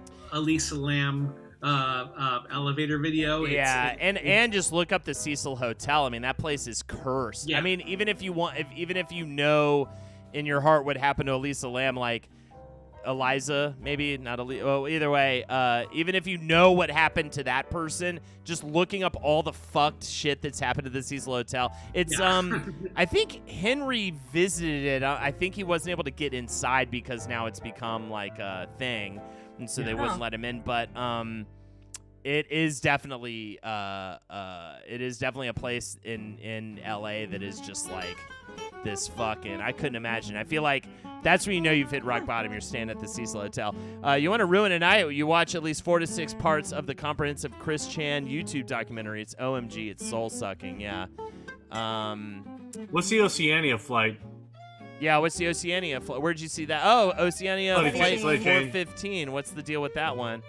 Right now it's the Delphi murderers. I think we're close to knowing, but God, those families need closure. Didn't they figure out the Zodiac killer? Didn't that get nailed down?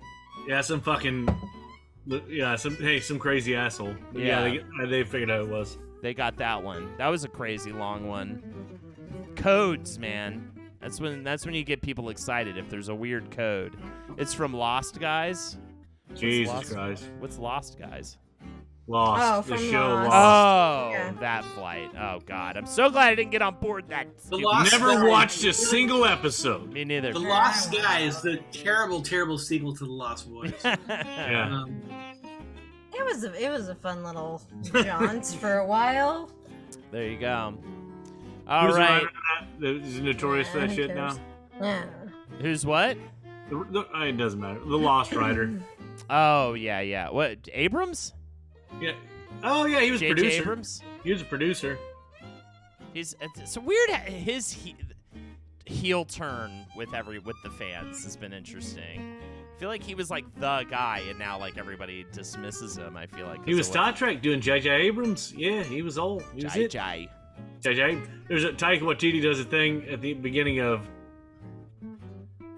the first Thor movie. He's like, "Sorry, Mom and Dad, I'm not." He's like, "Yeah, it's nice, but why aren't you doing Star Trek?" He's like, "Sorry, Mom and Dad, I'm not J.J. Abrams. Wish I was. You know, sorry, you should have named me J.J. Abrams if you wanted it."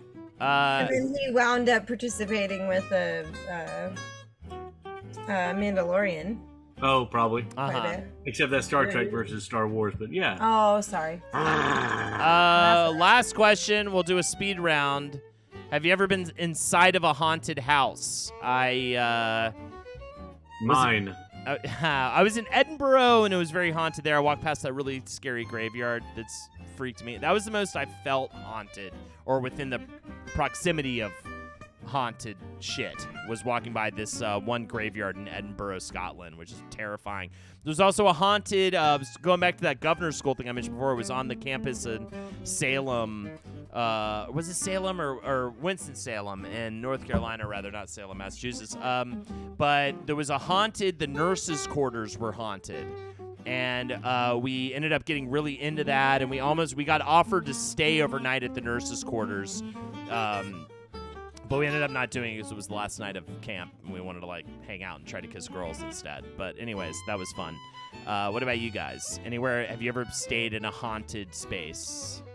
I think our flat in London was haunted, but I've shared this story so many times. It's just like the only one I really got. Yeah. I didn't catch anything from our. Well, no, flat. I left the flat without my key card.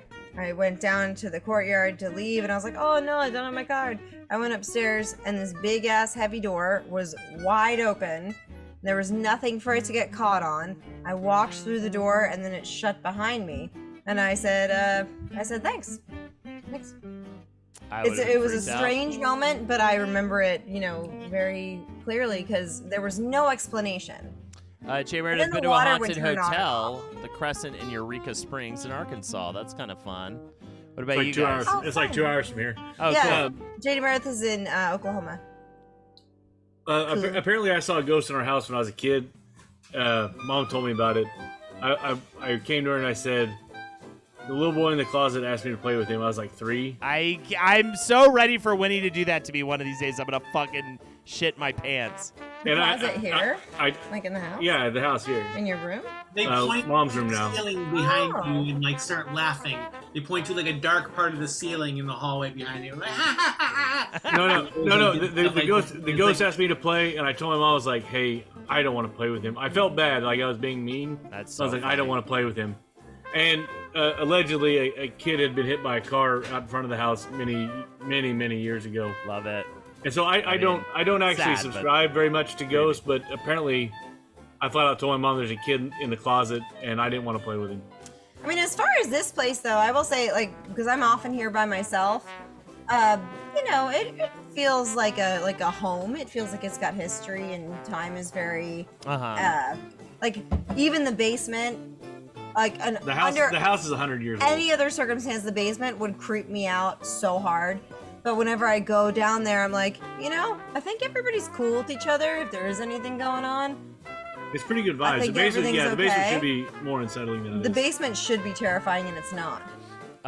Wayward Weasel, I went to college basically on a Civil War battlefield, apparently super haunted. I was in the cemetery of Christ Church in Old Town Alexandria, Virginia, where George Washington sometimes went to services, and where at least one person he enslaved is buried, and a kid took a picture that had an orb in it! Yes, I don't think my apartment building's at all haunted, nor was the last one I was at. She's gonna see an old man in the corner, Holden, and I don't mean you, but you'll also see me being old in the corner. What about you, Jeff? Haunted space. I've never seen. I'm disposed. Unbelievable. What, have you ever stayed in a place that was haunted, like a haunted bed? I don't know. I'm sorry. I have to confess. I do not believe in the supernatural or ghosts or anything.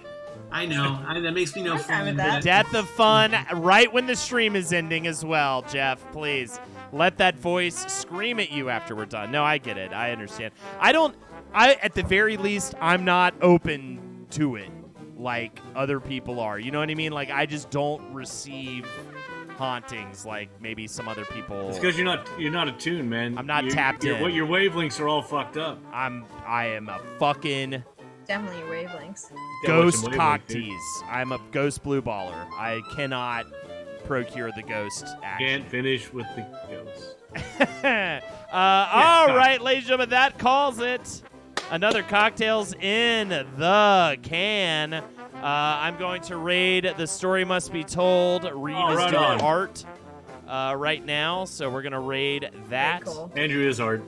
Special Andrew Izzard. Holden drink next CockTails in 2 weeks. A special drink I'm gonna make for Holden. Ooh, That's good. excited. That I think he's gonna be very, very happy with. I am excited. All right, I'm going to play a theme song. Thank you again, everybody who donated. If you want to hang out sometime, I also stream Oh, right, plugs. Tuesday, Wednesdays, and Thursdays, and then Mondays with Holden. So it's always 7:30 Eastern Standard Time. So come by. Twitch.tv/Carl's Bad Speed. If you want to put that link in chat, Carly. I can do that. I'll give you my Discord, too, 'cause /Carl's that's Bad useful. Speed. And yes, please check that out. And if you want to just hit up Jeff and be like, hey, man, stop listening to that fucking voice in your head. You know what I mean? He might help him throughout the day. Thanks again, Carly and Jeff and Byron, for joining tonight. Yeah. For Always another fun. cocktail. Super Fun. fun. The story must be told. Indeed. Let's get to it. Because Lord knows how much longer. I don't even know how much longer you're streaming. Boom. The raid has begun. Here's the theme song. You guys have been the best. Have a good night, everybody. Good night. Oh, my God. It's the song. Ah. Ba, ba, ba, ba. Hell yeah. Enjoy this fat raid, chat. Stick around. Have a good night, Lindsay. I'm about to go get some CockTails. pork tenderloin. Woo, with Dude, Jeff hell and yeah. Oh, Jeff, good to see you, man. Love you. And CockTails. Woo. Holden, I with like you Jeff too. and Hell yeah, bro. It's great to see I you. know. And CockTails. Woo, with Jeff and Holden, Carly, making cocktails for you, making you laugh, making you blue. CockTails. Stick around for the raid. CockTails. Woo, with Jeff and Holden. CockTails. Woo, with Jeff and Holden. Holden with Jeff and Jeff. It's CockTails. Good night, everyone.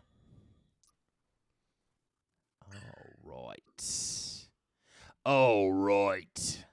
The raid has started. And then I'll stop streaming. I always just like to wait for like one comment. Whatever. I'm sure it's going.